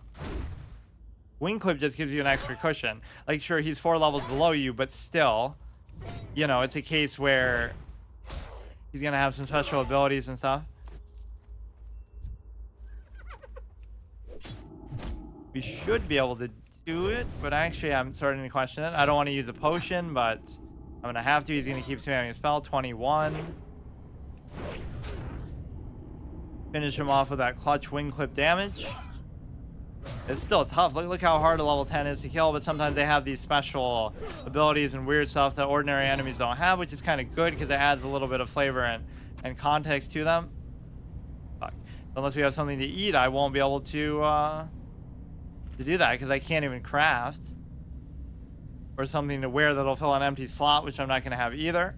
I mean, your gear is going to be pretty bad, and that's something I experienced in the other playthroughs too. Just like, you know, I wasn't using anything that you would get from other players, so there's so many different ways to do this type of run. To have our nice little lunch here. RP as the undead cannibals, like we pretend like we're eating his body or something, I don't know. So we kill one more mongrel, and then the Scarlet Warriors are going to be to the west, apparently. So if we feel compelled to do it as somewhere around there, I bet. Yeah, let's not lose to the map, like how we lost to flavor text and quest text in combat on this burglar, like in Lord of the Rings Online, because I wasn't paying attention. Some of this music is actually iconic too. Like, even if you don't like the game, this is a great song. Thunder Bluff song is great. There's so much good music. Some of it I don't like though, I guess because I've heard it so much. Like Elwyn Forest kind of drives me crazy now, like sensory deprivation. No matter how good it is, I just spend way too much time in that place. Yeah, I guess I was wrong. We're gonna have like a full level of rested experience then, because even with all the stuff we're doing, we're not actually getting anything. Like, we got the Darkhound Blood Vials, and so now we'll do the Dusk Bat thing, try to finish that. And I'll make a pit stop in town, and then I'll do the Scarlet Crusade, right? That should be all that we have. Buy the stupid course thread, I guess, to turn this in. Or you shouldn't be able to look at this stuff during combat, but that's more just a general rule, like, or the Agaman Mills too. Like, you shouldn't do it just in principle because it'll get you in trouble. Or maybe these ones can't drop it. Maybe it's only the hostile ones that can do it. The vampiric ones. So that, of course, means that he'll have a lifesteal ability that'll keep him alive, so we never have to worry about losing our pet, if indeed we did decide to do that. Somehow, bats do seem to fit with trolls a little bit. Right, there is another thing we needed from these, no? We need 3 more of these. That's basically it. Or at least I assume these would have a higher chance to drop it, even if you... Oh, here we go. We can check out the fishing trainer guy. Like, really, play this game for the first time if you've never played it as an open world game. And it's just... Like, play it as anything and it's just a great game, but that especially. Right? Like, how would this be any different? I guess you wouldn't have as many areas to choose from because you can't go literally anywhere in the world at the outset, but man... It's so big, it's got so much lore, so much depth, so many different items and classes and this and that, that how could you possibly go wrong? There could be like a little mining note here. Of course, we're not allowed to look for it except for manually. And maybe we notice that this water doesn't feel quite right compared to the water back home. It's contaminated, like the chick from Signs would say. So where's the dude who likes to fish here? That's the fishing trainer. Hungry and dead. Maybe he got eaten up by these guys. Gunther's retreat. It's even talking about him. At least I assume that's him. Or, oh, this is the other guy who plays some role later in the lore that I don't even know. Wait, why am I doing so little to him? Made it seem like I had res sickness or something. Of course, I couldn't have because I would never die in the first place.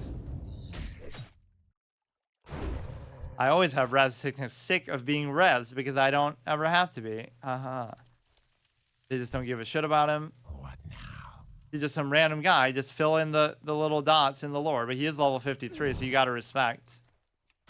Maybe he'll be upset that I'm killing all these undead. Maybe he likes them. Or they kind of know who they're dealing with. Like, they'll fuck with me, but they're not gonna try to touch a 53. We have some sort of PTSD aversion to bows and stuff too. Whenever we see bows or arrows or ammo or guns, we just don't like it. Average gun control squeamish activist in 2023. So what am I trying to do? Kill a couple more bats. Try to work my way back to town.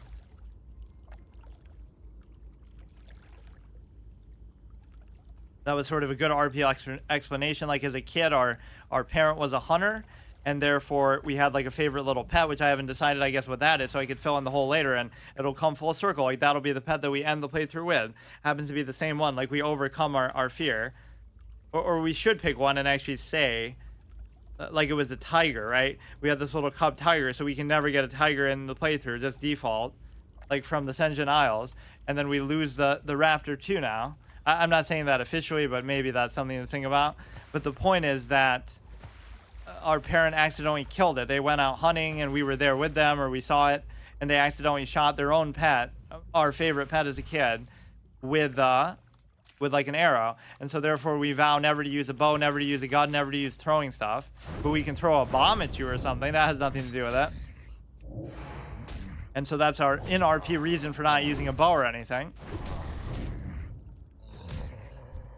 And also our in-RP explanation for why we have permanent pets, not just for the particular pet, but the whole type is like we can't deal with the trauma of losing it. So therefore we can only afford to lose one of them. We feel like we're not worthy, right? We're getting them killed. And so we let them down, right? So we're gonna, what, tame another one of the same kind and get them killed too? Like we're trying to sabotage them?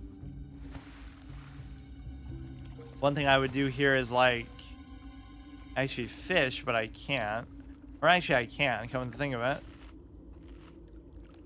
Always keep your trusty fishing pole, which of course you can change out in combat, or you can be a degenerate like from Twilight Princess, am I right? Every single time I'm gonna say that. Like once per body of water, and I think this is the first body of water that we've obviously seen here. Yeah, we'll lose the playthrough because we tried to do the one in fucking Stormwind. At least if I do that, I'll do it once I get to level 60. What? Burnt leather bracers? From fishing? But why? The last 2 times we fished, I got this when we left Duratar, and I got bracers when I did it here. What's going on? We're getting all kinds of weird, rare stuff. Whether that's good or not, like it's not better than what I'm using, but it's still, you know. I have to just do everything based on this map alone. Okay, so all we have to do is kill the vampiric bats, buy the quartz tread, turn these in.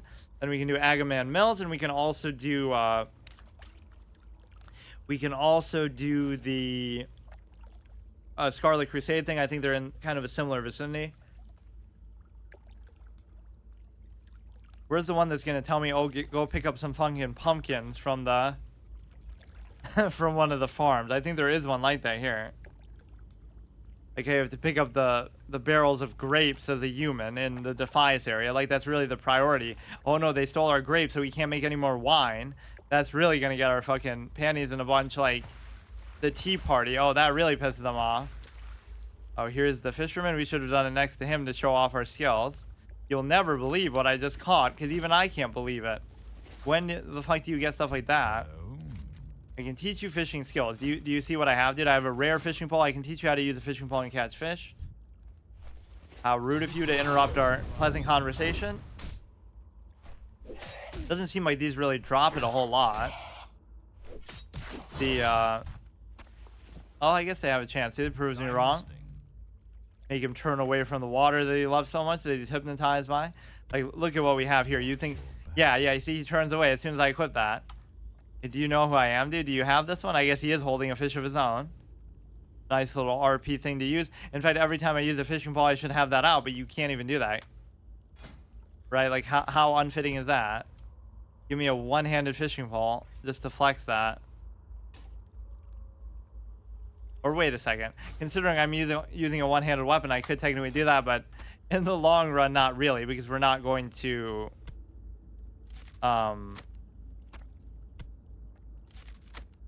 we're not going to be able to do that. In fact, I want a two-handed axe, and I even had one in my bank, but I'm not going to go to Undercity, so I'm not worried about it. These are all going to be beasts. And so they do have a chance to drop it. I don't mind killing the red ones either, because they're not going to be really that high level either. I'm not even afraid of it, but yeah, see, even if you do stuff like this, which seems weird and out of place, it's not really benefiting me that much, and it's also not going to level me up. So how is this helping me, you know? Maybe I'm getting a little money, getting a little rep, as if that's even going to come into play. So we'll take a pit stop in town. We've done quite a few quests all together. Nice little Tourist Fall Glades mini experience. I don't want to go to Undercity. I don't want to go to Death Knell. But this should be enough to earn our passage to Silverpine Forest. But then they're going to keep giving me more, like a huge chain quest out of some of these. These definitely seem to have a lower chance of dropping them than the red ones maybe, but I can't seem to find those. Or if you were going to tame one, that would have to be it. Or I wouldn't even want it to be that. Maybe we could do one of the wargs, like in... I was almost setting up for this to be that sort of episode. I always go in with like an RP story to tell that day. Like, today is the day we overcome our loss of our first pet, and we finally get another one. But now I'm almost not even feeling it, so... You got to feel that instant connection, right? You don't know exactly what one you're looking for, but you'll know it when you see it. Get two of these back to back. Hopefully one of them will drop it. They don't have like a super low drop rate, but I feel like those ones are just less likely to give it to you. We're going to turn into not only a Pokemon trainer, but a degenerate healer for our pet. 20 every second is not actually bad. But the whole point was I didn't want the pet to tank it anyway. Just a simple fact that... You know, I didn't want the pet to be the focal point. I want to be the focal point. So that a lot of my abilities rely on that. I want to be able to dodge so I can Mongoose Bite. I want to be able to parry so I can counterattack. So I started off acting like, oh yeah, I'm going to be a Pokemon trainer and rely on my pet so much because I have this shitty melee, which might end up happening anyway because of the simple fact that Silverpine, but you don't even say Brill. What is that about? The fact of the matter is that... Fishing supplies, but why here? You should be next to the other guy. Or yeah, I always have to look down at them. I'm listening.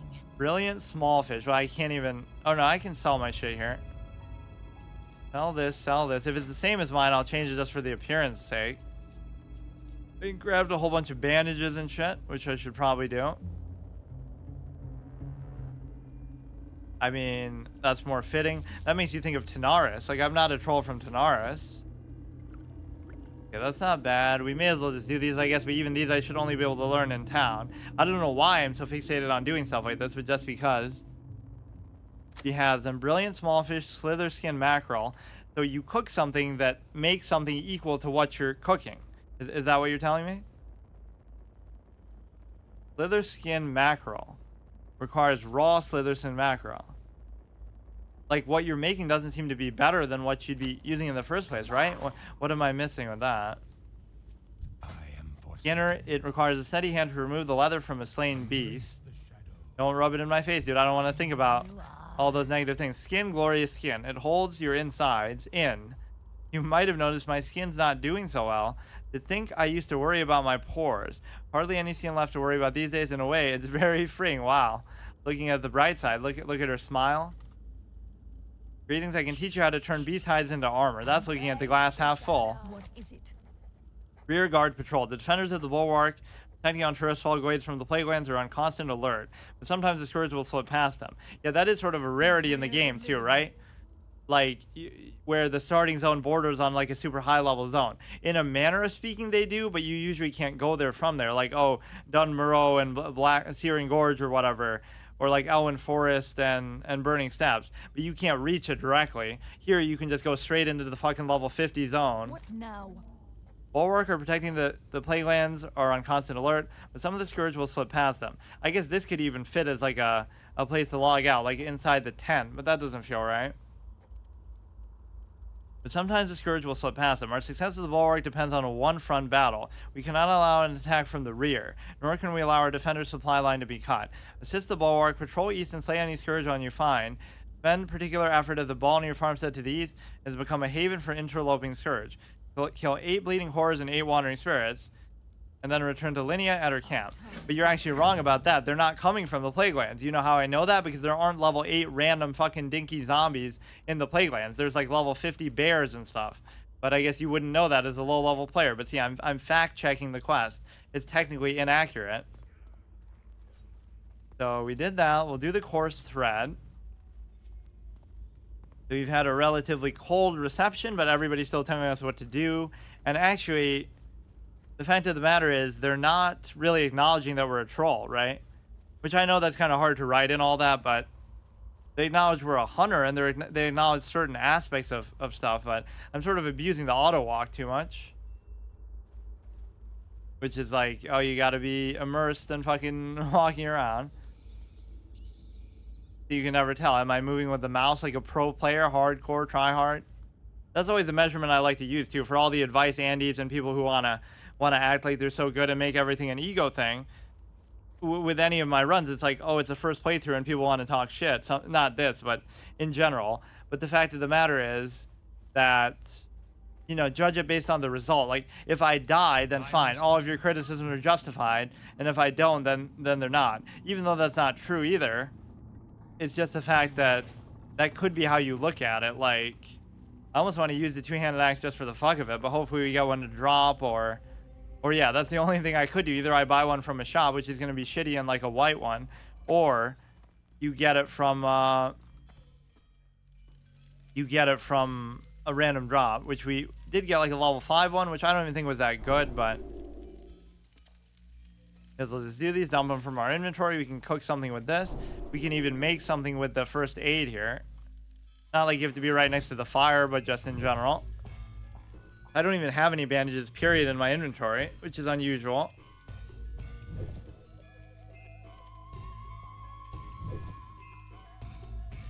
So I didn't like log out in the inn last time, but I mean, it has to be a generally different zone too.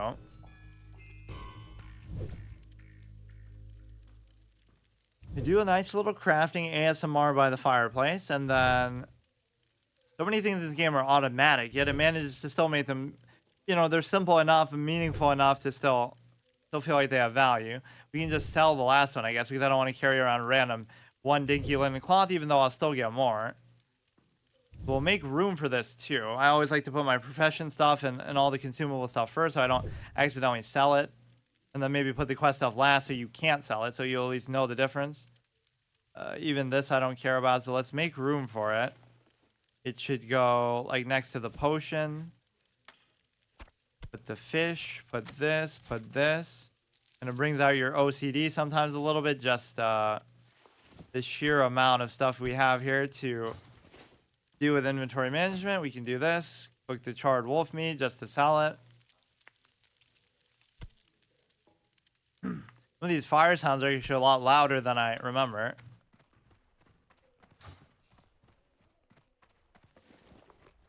So yeah, we just sell all this. We turn all this stuff in. We got to buy the coarse thread, which I'm pretty coarse about. God all day. Fuck, where is it? Dog lady, watch over you. What a weird thing to have to do. I thought it would be like a silver. It's only 10 copper. Sell that. You're gonna get a decent amount of money from turning these in too, but I need a lot. Like each spell is gonna cost like 12 silver now. It's not that. Maggot Eye. Yes. Maggot Eye's dastardly acts have finally been avenged. Maybe your acts of valor will send a clear message to those who wish to bring harm to our people. On behalf of the town of Brill, I thank you. I mean, you could do that just for sale value, but this is actually better. You almost shouldn't be allowed to do that either for RP. Like, don't imagine what you would look like in it. I guess that could just be your own character's imagination doing it, but still.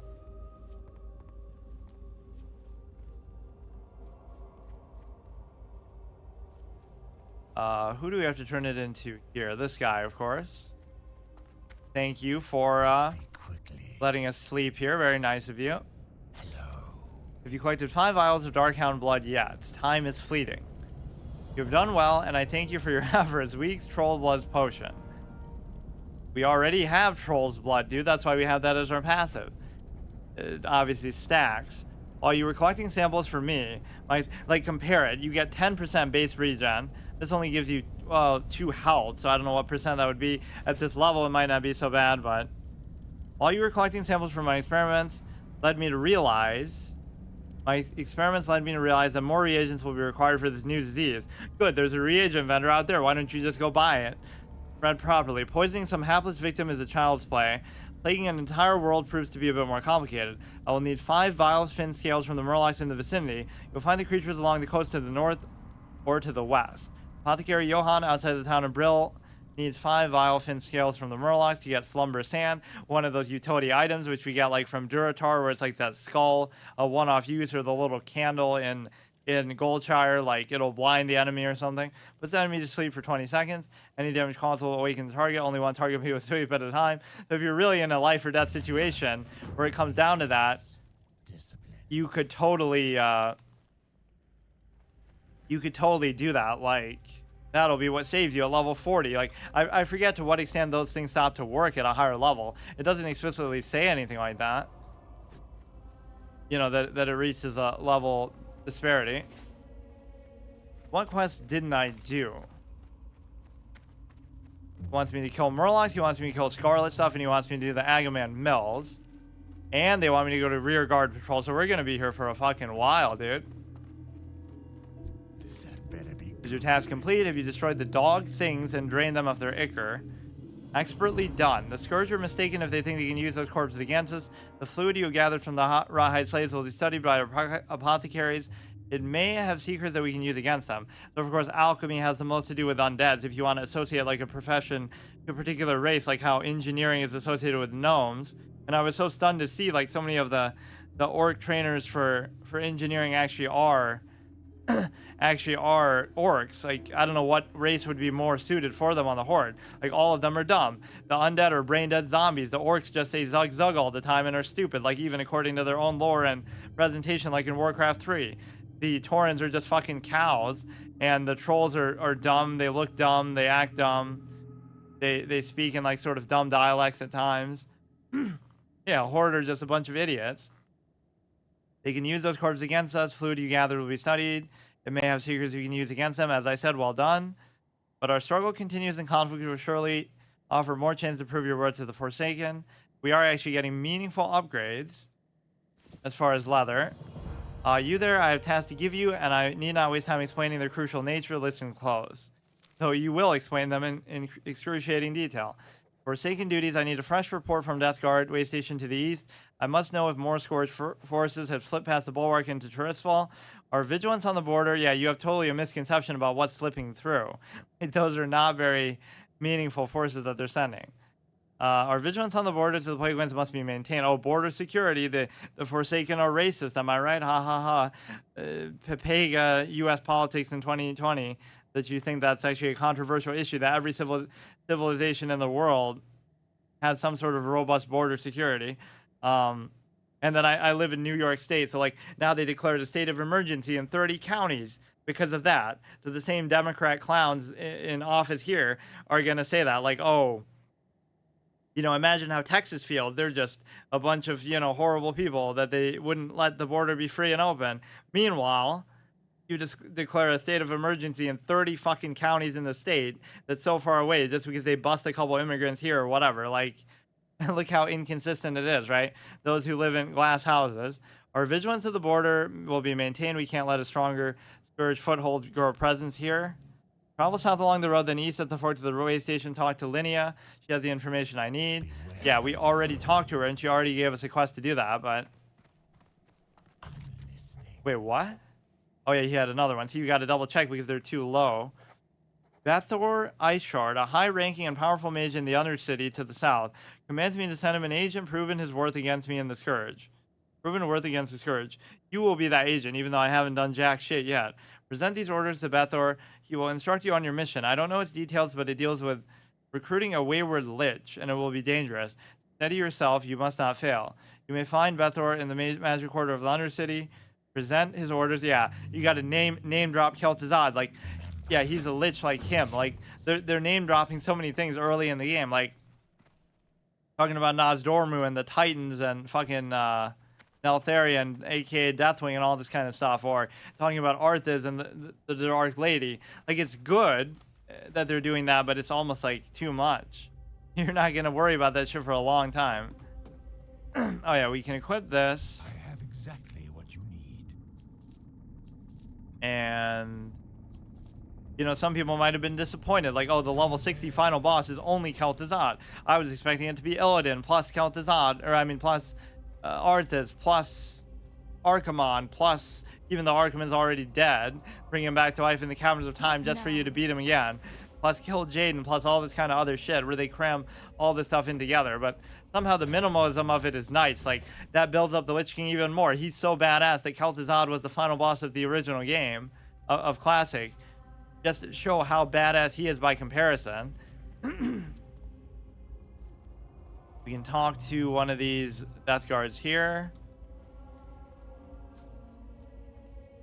So many quests, and I don't feel right skipping them if I, you know, was nice enough to be held here in Brill.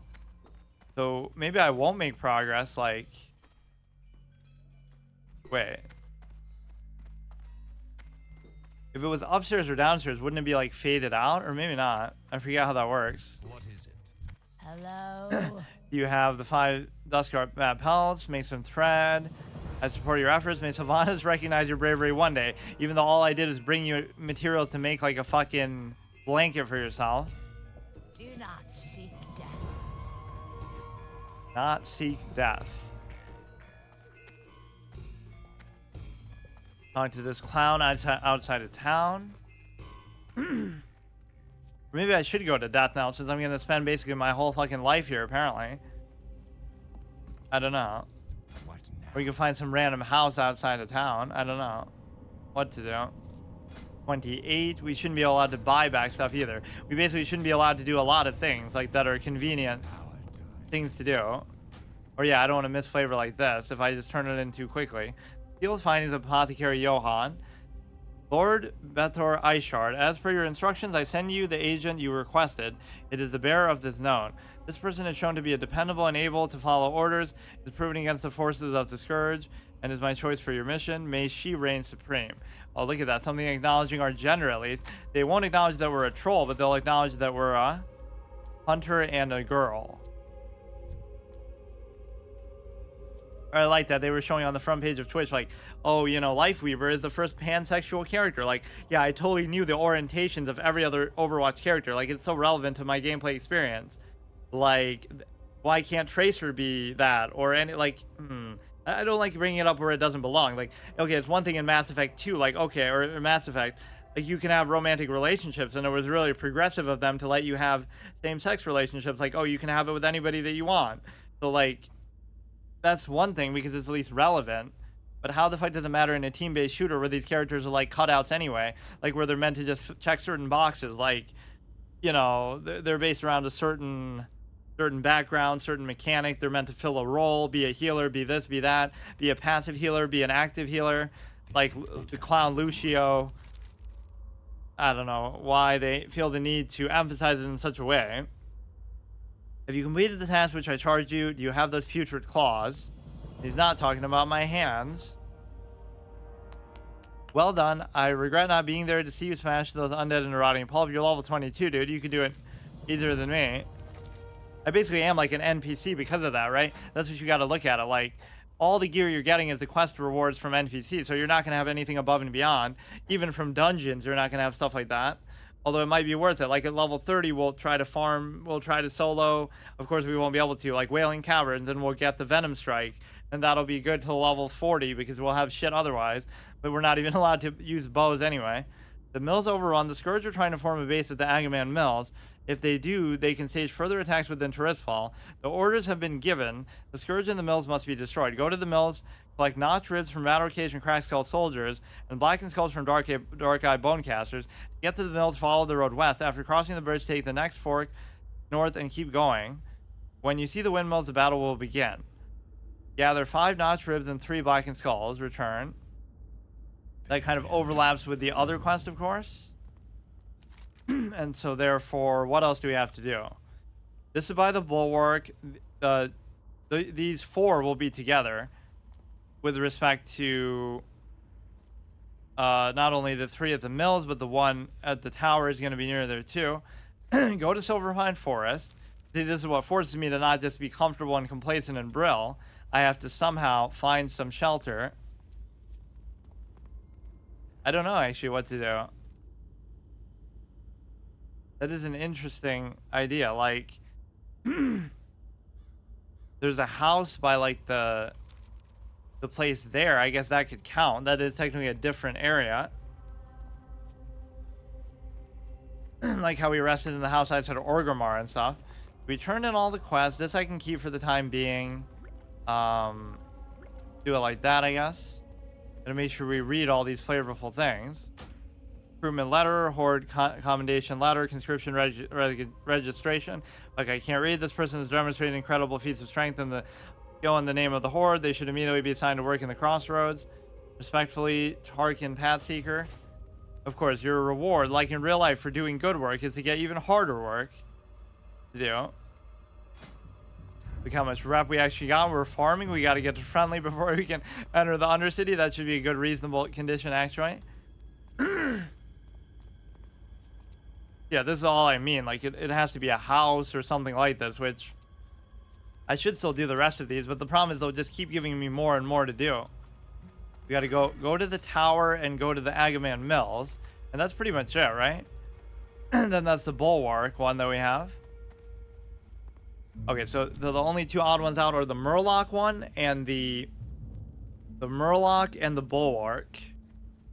4 of them are at the mill, and 1 of them is at the tower, probably by the mill, although I forget exactly where that is. Is it gonna be another body of water? I like the detail with which they show you these bodies of water too. Like, these ones are big, so you kind of expect it, but even like Duratar, they'll show you like these dinky little ones that you wouldn't expect. Like, for example, I'll show you after the combat because we don't want to risk dying to a level 6 by not paying attention. Clearly what happened. Like every dinky little piece of water, which of course this is the whole mystery upon which that art is based. I love that. See, you could play this game your whole life and I still don't know the answer to that. Is it a bug? Is it somehow underground, even though I don't know exactly how or where you would get to that? I have no idea. It's some kind of conspiracy reservoir where they're stealing the water from there to bring to Orgrimmar while Razor Hill goes starving, goes thirsty, right? So they're funneling the water in that way. Oh, it is actually better. I didn't realize how shitty these are. These give you 30 and those give you like 60. Really worth it to cook. What is this thing? Almost scares you like he's a fucking elite in Duskwood, whose name I forgot.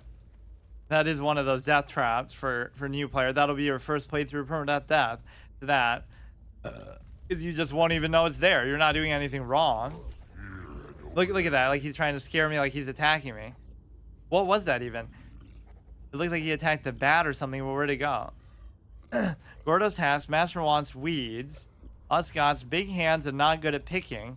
You help us and we not hurt you. Yeah, the orcs would feel right at home with these guys, am I right? They fucking same IQ level. Need gloomweed, means many gloomweed near the road. When you have gloomweed, you take to Master Holland and Bro Graveyard. Collect 3 gloomweed and deliver them to Junior Apothecary Holland in the Bro Graveyard. So many quests, dude. I mean, it's understandable because this is what you'd be doing to level, obviously, normally, but is going out of my way to find them. That's kind of surprising that he even aggroed. I guess our heart will continue to bleed for our pet because we're not really going to do it here, I guess. I don't want to go to death now because then we'll feel compelled to, you know, actually do that. Do all the quests there too. Let's take care of these scarlet clowns. They'll really be scarlet when I'm done with them, meaning bleeding to death. Ha ha ha. Nobody's probably ever made that exact joke before. They probably make it in fact, one of the quest texts, which nobody's ever read. Now, how many do you need? Like 10? Just get them on the way to doing other stuff, of course. Yeah, it's a lot easier to keep track of the water sources here. It's just amazing to imagine. Like, obviously you already know it, but like, this is where humans would live, and all these things were human structures, and it's just kind of hard to picture it like that, but you don't really get to see it like that in this game. Sometimes you almost forget.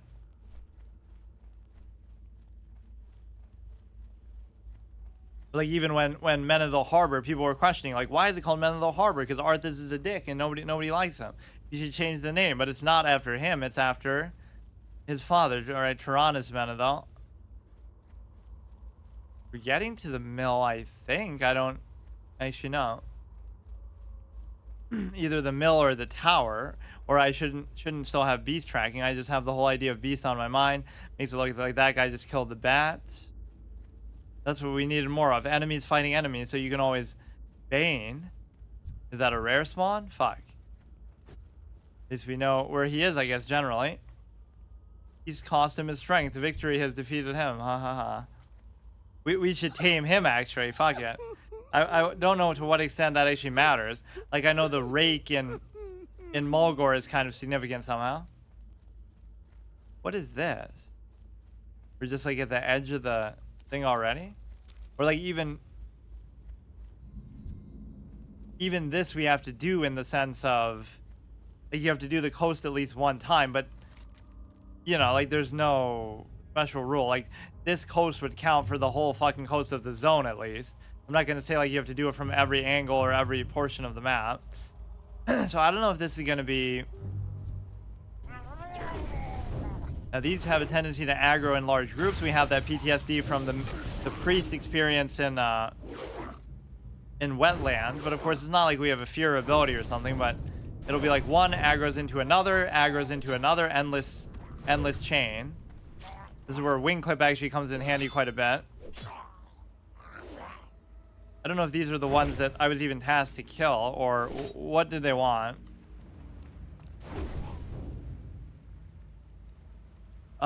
Which one? A new plague, Vile Fin Scale. I mean, you would think these should count towards that. Yeah, we're even disobeying the rule of 2 in maybe a positive way. The idea, is this where Maud is, or was the other one? I feel like it was the other one. Where the hell is the Scarlet Tower thing? Okay, we want to fill up the map anyway in these zones, but I guess I don't want to spend too much time here. Like, we're already spending a whole episode here. So I almost should end off in Silverpine Forest. Like, these episodes are so short that it's not going to live up to that later on. Like, this is still meant to be a secondary series. Actually, I shouldn't be going into combat with this little mana. Little wing clip spamming is going to do me in. I can't remember, actually. This is where they can get you in trouble, though. They'll be lurking underwater.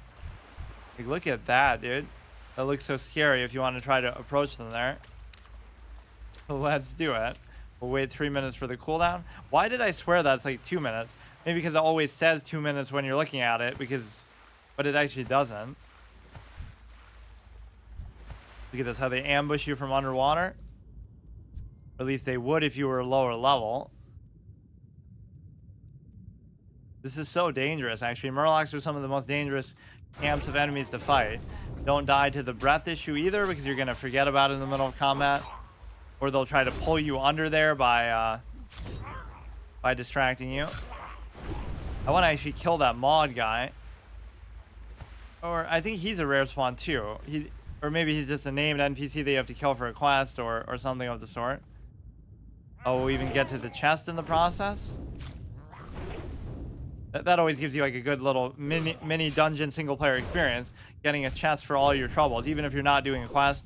Although we are doing quests at the same time anyway. Oh, I thought that was one you could open. You get to see the nice reflection of the Zeppelin there.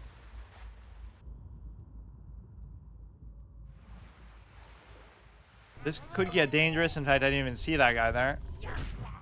Because all these oracles might aggro together, and even there you don't think it's a big deal, but you know, they have a way of, like, he'll run away and aggro one, and then you'll kill that, and that'll run away and aggro one too. So he goes kind of the wrong way.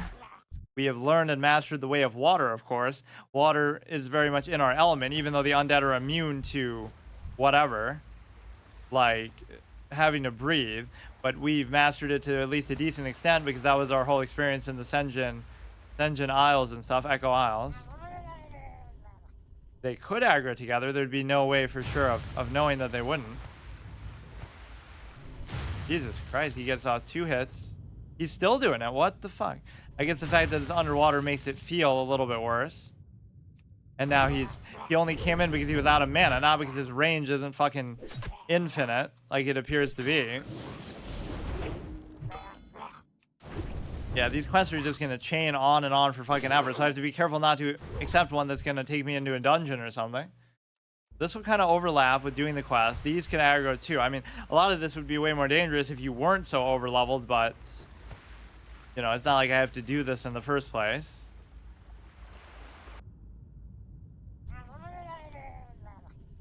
He does actually aggro, so this is actually going to be hard to do because their aggro range is such that it basically goes until the end of time. Like, it just feels like that, I guess, because you're underwater. Or they are actually out of it, so I mean, we're far enough where we could get away within reason, maybe. Or I could use a potion if I have to. Oh, he's still running away, so I fucked that whole encounter up. Or this is like a different one, or he just looks like that because he's I mean, I could use the potion. I don't know what's happening with this encounter. Like, he's just gonna literally fucking chase me forever. The other guy's gonna finish me off with something. Like, what is this aggro distance that they're going? Like, sure, there's leashing, but like, give me a break, dude. Doesn't mean that you can chase him to make him go to the fucking end of the map. Doesn't that seem like too far? Okay, now we'll use this one, which we can even buy a few more from that chick in the shop. I just did that on purpose because I want to get rid of that one anyway, because make room for this, and also, whoops, I didn't mean to do that. Getting really at ease with being in the water. And go here, go there.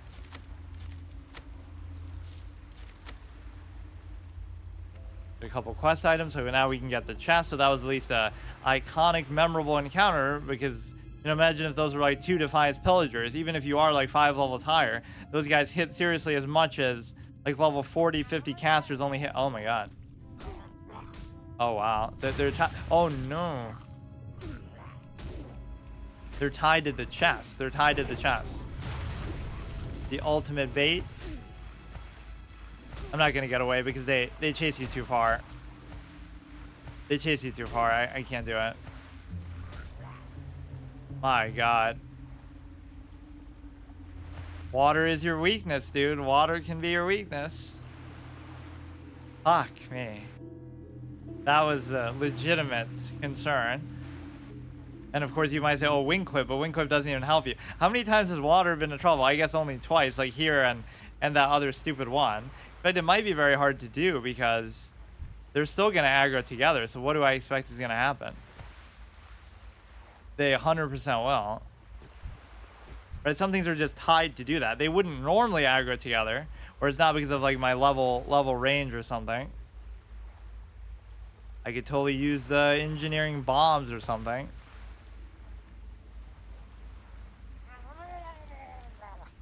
Yeah, it's the same fucking thing. Do it at such an angle. Wow, I just put myself at risk again, but I do have a potion, but it's almost not even worth it to do this.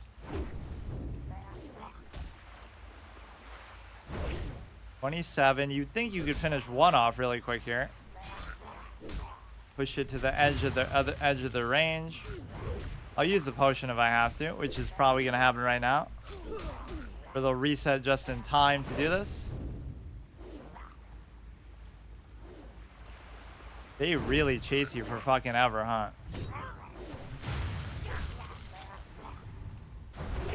Yeah, that's fine. We can buy a couple more from her. Finish this dude off, and then we'll go. Guys just pelting away. Their ranges really impressed me. Look, he's still doing it. I'm not going to try to do it now. I'll go back and do it. Look at this, dude. They're going to push me into fatigue zone.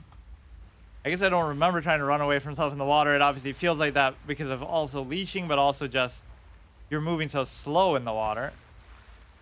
That could be one of the biggest causes of death. You'll just forget that you're underwater, right? And your breath is going down because you're focused on combat and staying alive to other stuff, so that can always be a factor. We finish off this dude, and there's going to be somebody next to him too. And so we wasted a couple potions back to back. It seems kind of insulting to have to do it on these low dinky level 9s and stuff. In fact, the best way to pull him might just be to in before respawns. It might be actually to do this because it won't aggro the other dude, right? Like let's see how many hours it takes to get out of his aggro range. Like look, he's still casting. We resist it. Now at least he won't aggro anything else. Like they're just the one guy behind him.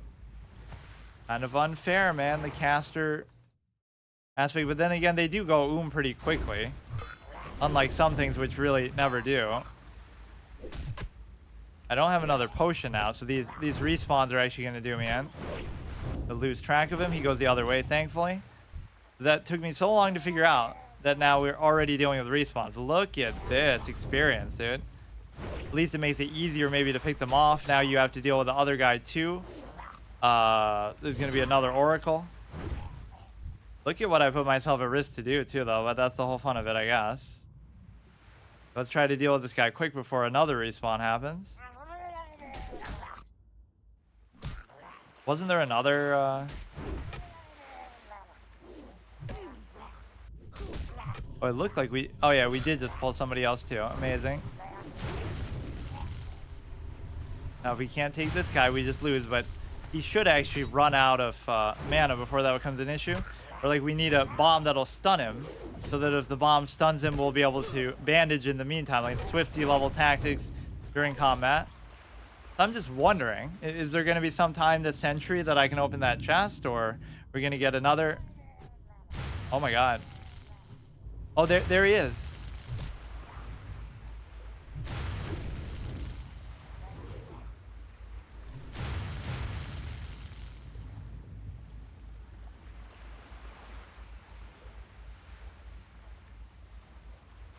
Look, dude. Look. This is not a good area to be. I'm not doing this. Come back when we're at level 50 and just...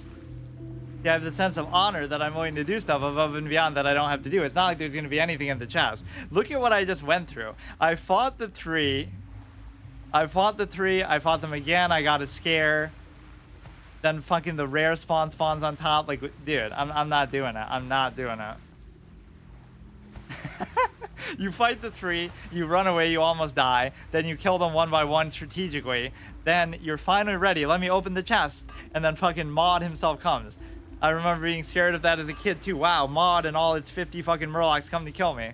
and we'll be back for him, dude. But I don't have potions. I don't have anything. Just that's amazing. I was even wondering, where is that guy? Does he spawn here? Does he spawn in the other Murloc camp? Where was the other Murloc camp? It was like up there I was looking at. Basically anywhere near the water, there's gonna be one, like all across the fucking coast. So we know he's there. It's almost a shame not to kill him, but I think I've clearly seen that it's not gonna happen. In fact, we even aggroed one still, man. They won't leave me alone. I don't think there'd ever be a quest to kill him. Usually with rare spawns, there's not. And yeah, how rare was that one Banshee chick that we fought 2 of them like back to back? We could make another video. We cheat death again, dude. All these fucking tryhards want to talk shit and... Oh my god. I mean, even this is scary. Like, there's no clean way to get out of here. Can I swim around? Let's actually see what will happen if I try to do that. Where will we end up? We could swim around and escape through there, assuming you can climb high enough to do that. What else was I trying to do? I did do the Vilefin quest. I mean, it seemed reasonable because everything was like level 10 to try to do it like that, but you have to remember, I'm not using a bow. I don't have a pet. My gear is all shit. And so you need like some kind of other out if you're going to try to do that. In before rare elite level 30 fucking lake thresher thing. There are actually Murlocs still here though. What is the point of this area?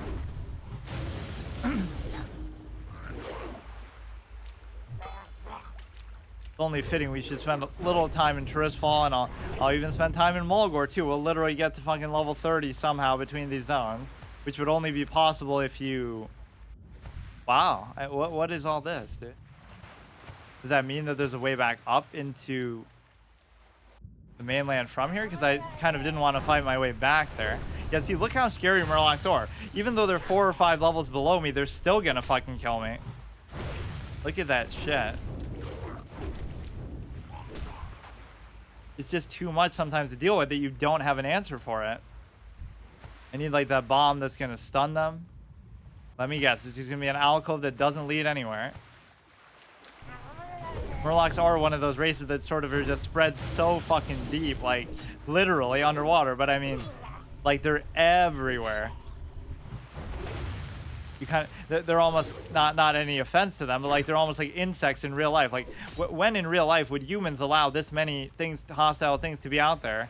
But sure they do. They just allow them to be, you know, bugs and stuff. You'd be shocked how many there are if you actually go underground and go look. Like the Silithid kind of obviously go for that exact effect. Look at how scary that was, dude. Multiple times over too. I love that. We finally cleared them out. Like, am I finally gonna get to open this chest? No, I was asking facetiously. It was a rhetorical question. Mod says, fuck you. Fuck no, dude. I'm gonna fucking kill you. You kill all 3 of the guards guarding the chest. You kill the ones at the top who trigger right when the chest, they're tied to it.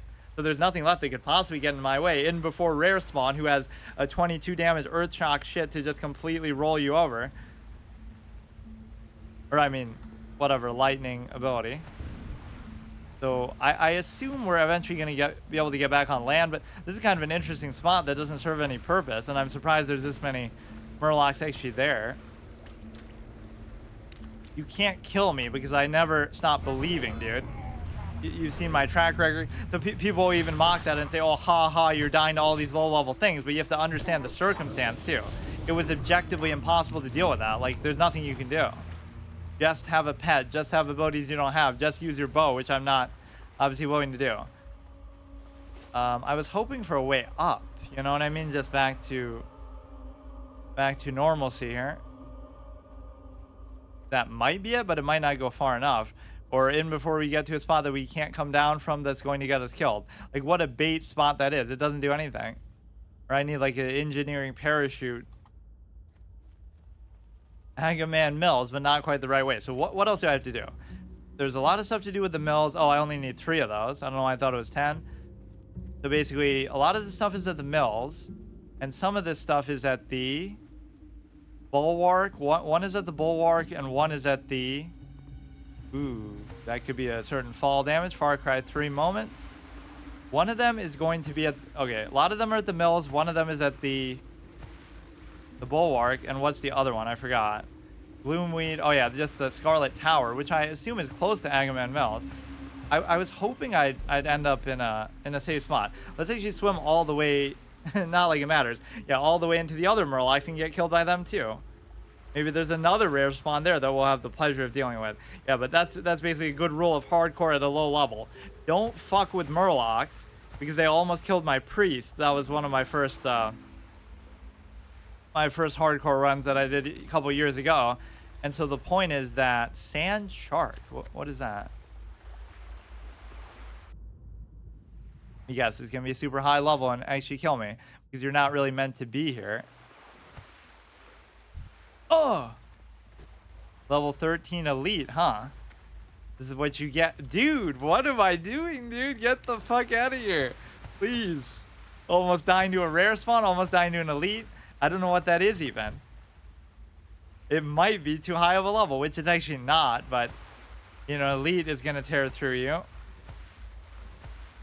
Oh wow, you have a fucking death wish, dude. You don't want another pet, you just want to die along with your other half. That was our only chance. Or it could be, you could make it like an escort quest kind of condition. Like, if your pet dies at any point, you lose the whole run. So, for example, it's a cost. Like, you'd rather not have a pet so it doesn't fuck you over and get you killed by doing that. But on the flip side, food crate. Yeah, we came all the way out here just for this shit. Or it seems like that's a very clear path up, no? He'll be tied to this. He'll aggro and respawn a million things and summon a rare spawn. I was even asking too, where is my night at mods, dude? Classic movie.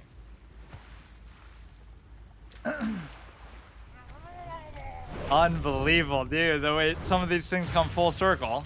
Not only my experience with Murlocs and the hardcore thing that gave me a scare on my priest as well, but also the simple fact of what do you call it? The fact that they're underwater too and you'll miss them sometimes is a great sort of stealth tactic that they use. I was even just asking because like I remember as a kid, you know, just seeing that and being kind of scared by the number of Murlocs around him and just maybe one of the first rare spawns I saw. I swear I thought he was here, but I guess not. There's gonna be a Scarlet Tower around here. I don't know whether you can climb this up or not. It almost looks like you're meant to, but they sometimes bait you like that. Do a little wall hacks, wall jump. I mean, it's not like I can't just fight my way back up there, but just the number of Murlocs is sometimes scaring me a little bit. And of course, I don't have any potions now, so I'm a little bit worried. 18 silver, I can certainly buy the 2 left from that shop. So if they give me a finite number like that, that might be the only ones I ever get. But you're going to get a certain number from drops anyway, just like whatever you're doing normally. Maybe I shouldn't be allowed to use a house this close to a town, but I genuinely don't even know where to end off if I don't do like all the rest of these quests. Okay, so we got to have one exciting moment. Of course, I'm just doing it for content. You know me, like in a certain sense, I'm doing it just for the enjoyment of the experience. Like, just because it's hardcore, everything I do is permadeath, if you know me, even first playthrough permadeath, whatever. So it's not going to stop me from taking risk and doing interesting stuff just for the sake of it. Scared of a level 7. Look at me, dude. Don't aggro the one in the middle, though, because then he'll aggro with that as well. I don't really have too many outs here, but the one advantage we have here is land. Right, this thing called land. So that means the wing clip could actually be effective. Of course, people tend to lean on the means argument. Something I have to explain like a million times because people are dumb. Just the fact that, you know, everything's easier with greater means. So they would say, oh, just do it like that. Carbon letter opener is kind of a cool RP thing. I should need that to open letters. That should be a utility item. But I'm not going to be using mail and shit anyway, so it doesn't matter. Harry, he's using like what I should use. It should be a pole arm only run. All these sexy parries, but it won't be until like level 30 that I can actually use that, so you can't get too excited. It should at least be a level 20 ability to validate the whole melee hunter shenanigans. Deterrence, that's gonna combo pretty well with it, you know, but These two might aggro together. I don't know. The casters are definitely annoying. Whether he aggroes or not, just go all the way. They do have a way of aggroing in bunches, which is really annoying.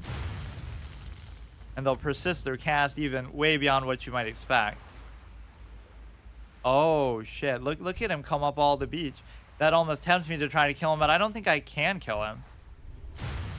You might be surprised because... Oh, he's practically baiting me to do it, though. Dude, what the fuck are you doing, man? I guess I've forgotten how aggro ranges work. Like, relax, dude. I'm gone. This is not Kazakh where you're gonna pull him to fucking Stormwind. This is not... Dude, what the fuck? He came all the way down the thing. He won't let me be, dude. He wants to end my run right now. He's had enough of this shit. No more stalling, dude. Just get it over with.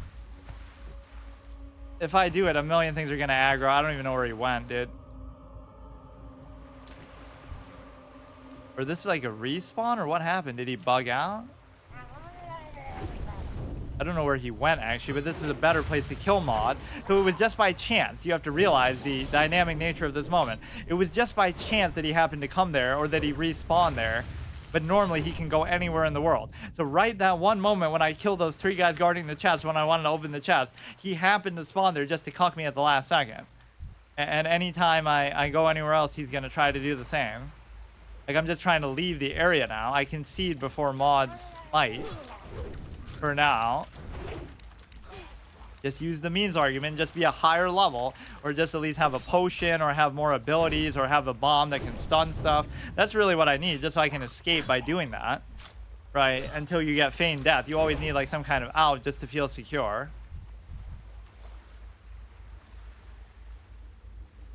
He was padding through. I was wondering who is that extra guy padding, and I have no idea where he is now. So basically, I'll be stuck on this beach for the rest of my life, and that's okay. Look at him giving me a scare, man. I want a piece of him, but he's gonna be too strong, I think. Like, they're not quite elites, but they're kind of like that. You saw his fucking shock ability. At least if I had a potion, I'd feel better about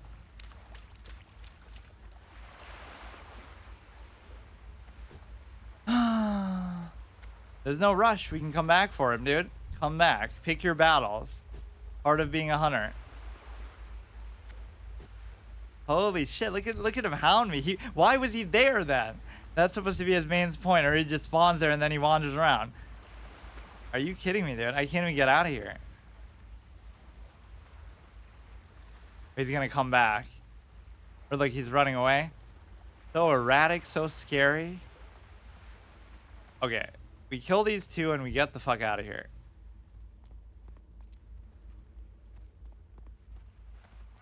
I couldn't do because Maud was right there skulking about, which he's gonna still be. He's like way... I lost track of him, actually. There's a mine there. I better go back for that, of course. He's gonna be right on top of me. I don't even have humanoid tracking on, of course, because of the... Oh my god. Yeah, wasn't I leashing him there? I didn't go too far.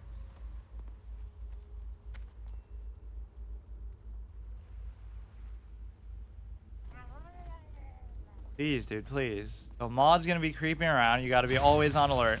You gotta pretend like that's gonna happen no matter what anyway. Oh my god. This is incredible. I almost run into an elite, like so many exciting moments happening. You can maybe out of range one of them and not the other? Yes, yes, fuck. Where did that other one come from even? Maud's gonna be coming back, dude. It's like single player dungeon experience. Okay, can we pull this guy by himself? He respawned because of how laughably long I'm taking. Is understandable. Now you should be out of range. And then you just do this. It's not that complicated. But then he'll stop short into it. See? Here, just do this. It'll take me like 3 minutes between each encounter anyway, the clown way that I'm doing it. You don't want him to run away and aggro more stuff, but I'm too lazy, I guess, to do it any other way. You don't do wing clip to stop them from moving faster. You see, you do it to finish them off because it's, you know, you spammable damage to whatever extent. Oh my god. To whatever extent it's going to be relevant. Respawns can definitely get you in trouble. And like I said, especially when you don't kill the things yourself, they're just kind of already there. Like somebody else killed them, or you wouldn't even know that there's gonna necessarily be a respawn at that exact time. You don't know when it was killed, that there was even anything there, how long ago it was killed. Mod is gonna be coming, dude. I sense him. He'll just come right out of the water and fucking rip my heart out.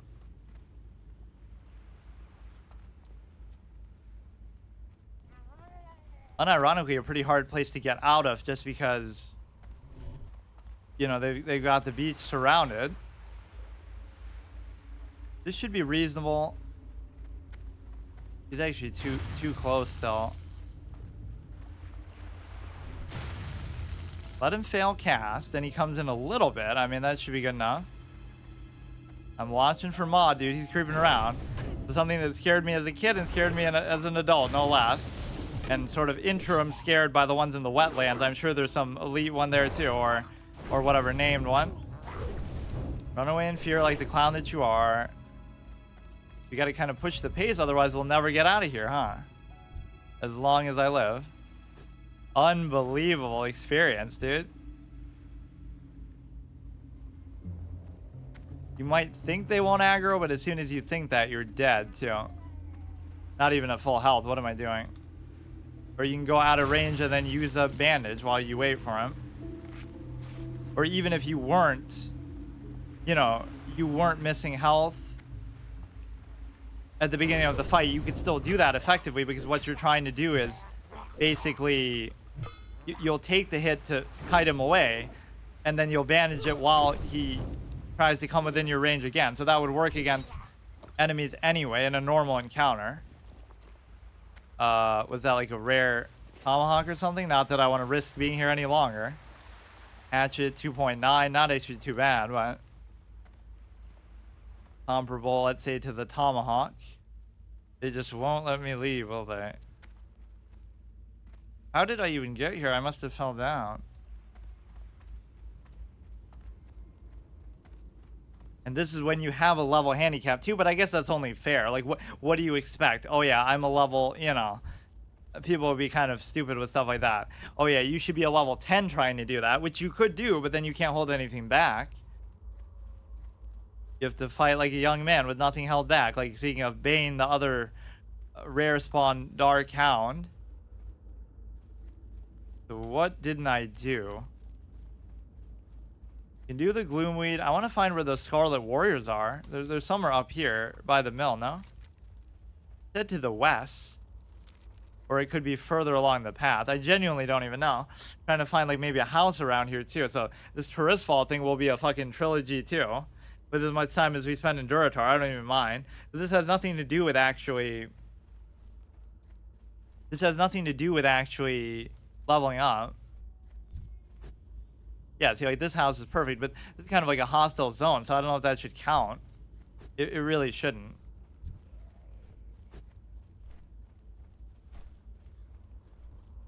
So this guy wanders around quite a bit. That won't be a tower, though, will it? Or no, I think there totally is a tower at the end here. I don't know if that's the one he's sending me to. Right by the farm. You could totally leave off in death now, but then I'm going to be tempted to do all those starting quests too, which I don't even mind doing.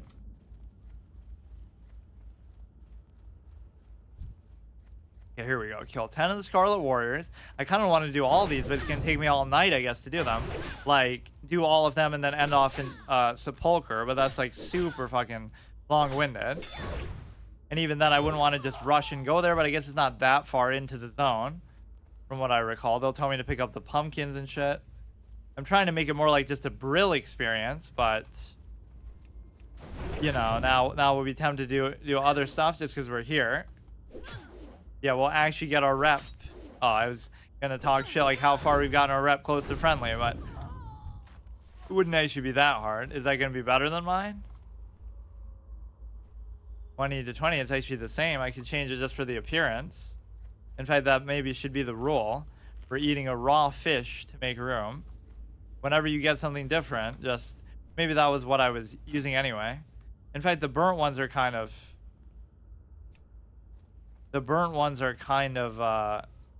notable because they were a reward for fishing, right? Maybe just because they have sentimental value, I'll try to keep them. Then again, it's like I'll keep them in my bank. I won't just keep them forever. Yeah, see, you pathetic humans are nowhere near the scare factor of the Murlocs. They'll still aggro each other and stuff. Let's try to get the chest inside of there, I guess. And of course, don't have to worry about the shield. Yeah, why are they even guarding the fucking pumpkin patch of all things? There is some pretty dark stuff associated with undead, like how there's the human heads that poke up out of the ground and you smash them in with the hammer, and like some other quest in maybe Cataclysm or something. Can't even pick up linen cloth. In fact, opening the chest would be pointless, or I could eat the Darnassian blue. There's not much else I can eat. Can't do anything unless I find a fire to destroy them at. How fitting for pumpkins to be here too, like the whole Halloween vibe that the undead might be associated with. They'll send you on a whole bunch of these quests to do they'll send you on a whole bunch of quests to deal with the what do you call it? You know what, maybe death now is the right choice. I'll just spend a super long time here. I guess I don't mind. I'll actually do all the undead quests too. If I'm gonna go there, I will do it. It seems weird, but we'll get up to friendly or something. Or I don't know. I can't decide. I'm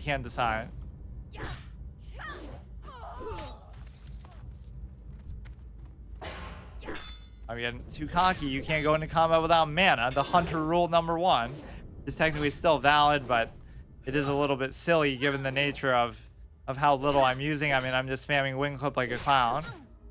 So we'll have our ability up. Do that when they're about to run away, I guess, or just try to finish them, but it does such an inconsequential amount of damage.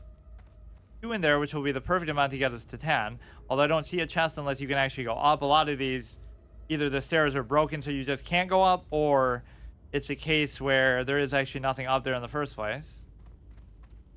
At least now, because I fought here myself, unless there's a pat, you know nothing else is going to aggro because there just is nothing else.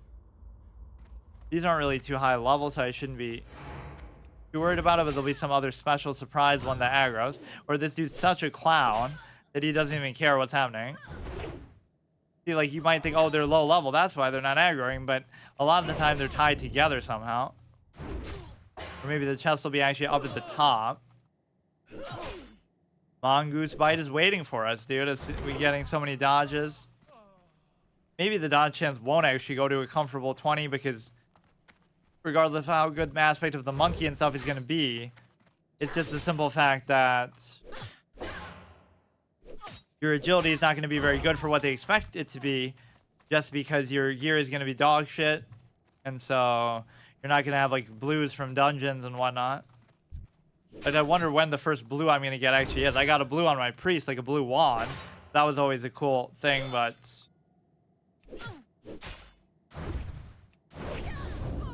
yeah, like, not only did I get a blue, but I like a BOE blue, but I got one that I could see that's what it overcorrects for. I would have just aggroed all 3 of them and gone up there like a clown, and maybe the aggro range would be a little bit weird because of how, you know, weird that you know, it takes up mana. You don't even think of it like that. You know, it'd be at a vertical angle, so it's a little bit different how it works. So it's to see if there's anything up there. I couldn't tell if there was a chest or not. That was such a stupid moment. Just poke your head out, and I'm playing very recklessly, but then again, I am over leveled. But see, that's the insidious nature of it. You're going to take more chances. Sand shark. I've never seen that before, I don't think. Or I've probably forgotten more about this game than most people ever knew in the first place. Haha. Little Neuromancer forward. Such a good book that even when it's not content related to the story, it's still good. I mean, That's fine. Like, these people don't really pay attention and don't aggro too much. They don't have each other's back like the Horde does. So much Horde alliance, false duality, sense of pride, false sense of gratification stuff that nobody really cares about. But yeah, I never really had a preference in that sense. But I guess I just liked playing as Alliance, or I was just used to it. In fact, my first choice was even Horde, but then I thought they're so badass that I want to save it for later, placate everybody then. So I mainly played Alliance, but I always thought Horde was cooler, so how can you be upset with that? There is no chest or anything up here, or maybe somebody just took it and it didn't respawn yet. You never know. It is unfortunately a multiplayer game, but I don't even mean it like that. It's just like, if for this experience, it's the sort of thing that big streamers and stuff, you know, understandably can't even do. But I love that. That'll be what they boil it down to. Like, there's only two things you can do with Classic WoW. You can speedrun all the content and then complain it's too easy and there's not enough to do, like all the raids. And then you can do hardcore because there's this little gimmick add-on, ha ha ha, just do that. And that's it. There's nothing else you can do. It's just that simple. Everything has to be reactionary. It has to be a gimmick. This is how people think, and so that's fine. Right, like, I'm doing it because it's all the rage these days, all the craze, not just because it's what I normally do with a lot of games anyway and just something I'm known for. It's not even like I'm gatekeeping, like, oh, you can't do it. But I don't like the like with Among Us, right? Oh, what's wrong with Among Us? Why do you hate Among Us? But meanwhile, the game had been out for a couple years and nobody touched it, and there was no big update, and then all of a sudden, oh, PewDiePie does it, and now it becomes like a streamer reality TV show bait content. So whether the game was good or not is besides the point, right? Oh, the game sucked and people were only doing it as like a reality TV show environment to collab with other streamers and you know, chase clout and stuff. But if it's not that, then you say, oh, the game is great. The game is just good. Okay, then why didn't you play it before that? That little streamer hype phase when it was out for a couple years and didn't get any significant updates to make you play it then. Oh, you didn't play it because you didn't know what it was, or you didn't care, or there was no, you know, clout to extract from it. So I'm not trying to be too cynical, but I'm pointing out the cynical motivations of that whole thing. It's not consistent, right? Like, I remember that even with like XQC, he said, maybe it's deleted now and I'll never be able to find it. He said during playing the single player campaign of GTA 5, like, oh, I wouldn't do GTA RP. RP's not my thing. RP is stupid. He was making fun of it. He's like, yeah, me do RP, ha ha ha, yeah, maybe I'll think about it. Meanwhile, then he streams it for thousands of hours after. So he's even admitting himself RP isn't his thing, but then he does it. Wow, because it's the thing of the hour that everybody's doing, right? It's just such a insincerity to it. Okay, what the fuck am I even trying to do?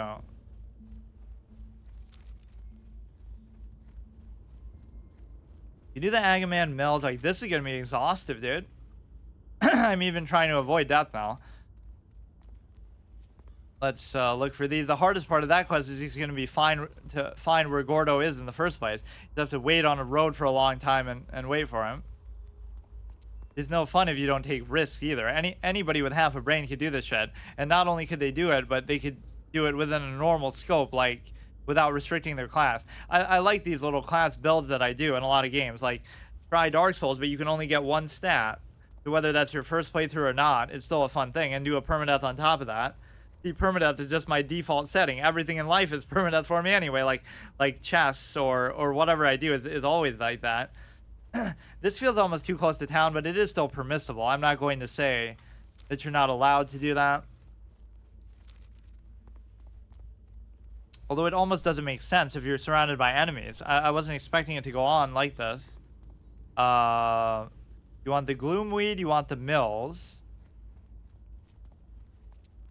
Deathguard Linea is by that. Or maybe that's a fitting spot. You can like chill in the camp there. That actually maybe makes more sense. Even though it feels like out in the open. Yeah, we can dump at the shop here. We don't really have to go back to Brill, although I kind of still will. Hello. Yeah, that's maybe a good one. Or even the Bulwark. Like, anywhere that feels like a safe zone, but I want it to be like a building. So sitting inside the tent is perfectly acceptable. So it'll be the second time in a row that we just sleep on the floor because undead don't believe in beds. Or they don't need them or don't use them. Make sure I don't sell anything that's accidentally useful, although, like I said, I'm not really allowed to buy back stuff either. Trust no one, including you, so you must be ripping me off on those sales. Yeah, I'm having trouble keeping track because we got so many things.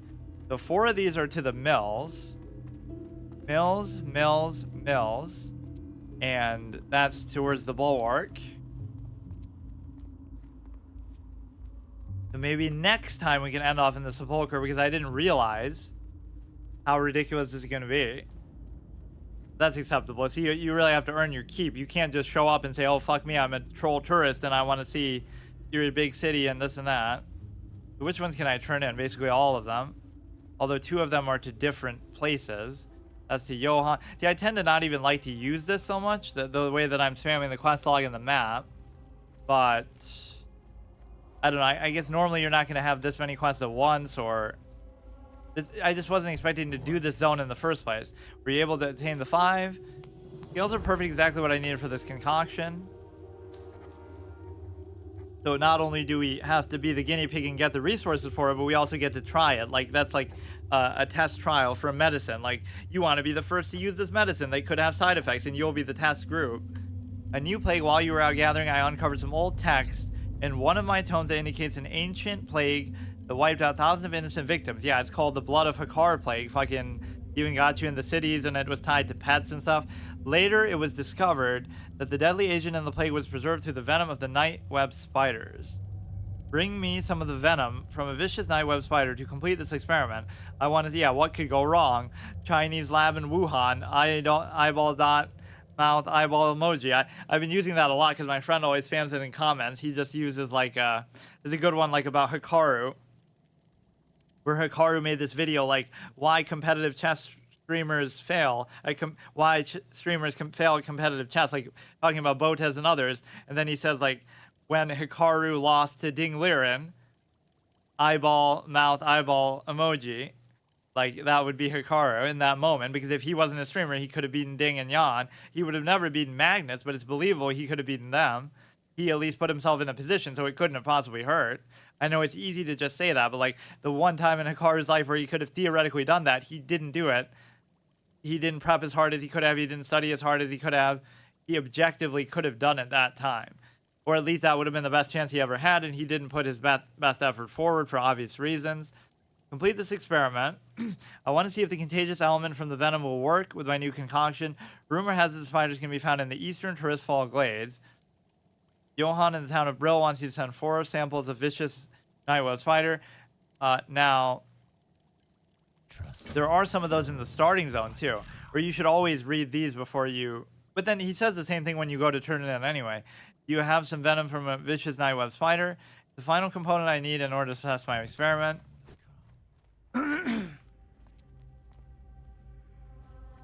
It's normally like a building, but I guess a tent can suffice. Most excellent is normally a bed, but I guess a rug can suffice, like at the beginning. Your skill in the art of combat is undeniable. Yeah, more in the technique of avoidance, like the path of least resistance. Did you see how I just escaped from all those fucking Murlocs? At war with Scarlet Crusade, the strategic documents from Executor Arin make all the details we need to wipe out the human infestation from the lands. According, that would include yourself, though, but you don't consider yourself human anymore. But see, that's what it means in a literal sense. All these are humans and humans only, right? There's no gradation with that, which is not entirely... Like, what, you're trying to tell me nobody else was living here? Not a single gnome, not a single dwarf who happened to fall victim, like a merchant or something from out of town who happened to fall victim to the plague? It doesn't make sense in lore. Or like, what, Arthas doesn't care to do it to them? But like in Stratholme, there were only humans there, 100%. According to the information, the Scarlet Crusade has assigned Captain Perrine and the brigade to the ruined tower southwest of Brill. This is very close to the Undercity, right? That's the one we just saw. Yeah, we already killed them, but we don't get retroactive credit. 3 zealots and 3 missionaries report back to me. Beware, our enemy is abound. Yeah, they're so close to home, and they don't give a shit to send anybody there, like how Thrall. There's like some conspiracy theory with some of the NPCs, like, oh, let me buy those potions for sure. We think Thrall knows about the Burning Blade, especially in RFC, in the fucking city itself, but he won't go there or send some fucking guards to clean it out, because he wants to let them grow inside so he can find out their true location and leadership or something. That is so fucking comical. At least I defend the stockades, like, okay, you let the prisoners have a revolt, right? and that's understandable. But it's different when you maybe you shouldn't put your prison in the heart of the city itself, but whatever. I am So that's semi-stupid, but it's extremely stupid. Like, we have RFC with all these snakes and this fiery pit and all this kind of shit right in our hometown, and that's perfectly okay. We don't care. I'm listening. Perfect place to build a home. We can do this. We can sell this. I kind of didn't even notice that there because of how we can't even see our shoes in the first place. But no, because it was in the wrong spot. This is good. This is good. This is good. Everything is fine. Don't ever sell that fish. These are all just good reagents and stuff. This is going to be something that we can keep maybe for the bank. To be frank. Bye. I don't know whether a tent should count as somewhere that you can do that.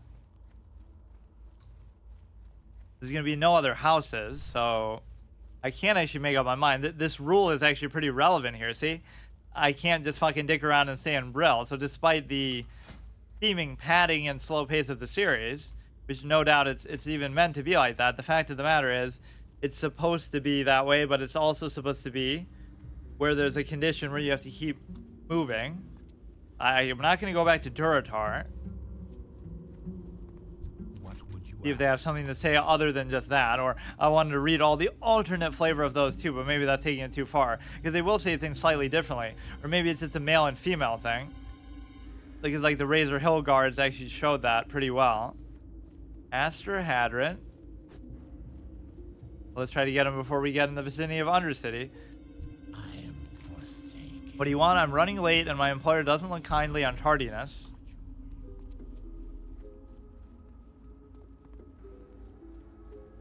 It seems fitting. I don't see why a tent shouldn't count. So we'll just sleep on the fucking ground instead of in a house. So our character's getting a little pissed at these undead. Like, come on, dude. You can't have a bed for weary travelers? We already talked to them. We checked out the fishing trainer. Skin, glorious skin, which you don't even have anymore. Greetings, Hunter. Be wary as you travel east towards the bulwark. Recent surveillance indicate increased scourge activity in the area. To use caution. Magistrate Severin wants a report. Very well. The defenders of the bulwark are holding the majority of the scourge at bay, but some do slip on occasion. We have seen the sporadic scourge activity east of the station, with a concentration around the Balnir farmstead, which you've already addressed by asking me. So you got a promotion already. Now return to Magistrate Severin with the information I gave you. He'll want it as soon as possible, so be swift. If you see any scourge on the way back, take them down. We can't let them wander our lands unchallenged. Beware, our enemies abound. You have report of your patrol, so yeah, that's Trust no one. kind of a little bit sequence breaking. The first time we have to sleep on a rug, now we have to sleep on the grass. But it is justified too. Like, what if she didn't have a quest for us? Then we would say we're not allowed to sleep here, maybe, because your head should be facing the other way, though, actually. Oh, you have to be like, yeah, you always go backwards. So don't make another troll's blood potion out of me, dude. I only have so much blood to give. Entry is consent to the Forsaken Lands. Everybody's a blood donor, whether you want to be or not. Give me an orc's blood potion next, or a gnome's blood potion or some shit. I like how all the liquor is alliance stuff too. You go through and look at like one of the shops that has like alcohol. There's Dwarven Stout and there's Stormwind Stout and there's all these different ones. Like 9 out of 10 of them are all to do with the Alliance, and none of them are to do with the Horde. So Alliance are just degenerate alcoholics, I guess. We did actually get a decent amount of experience, and we had a ton of scares with the Murlocs, so that whole PTSD issue continues from the wetlands.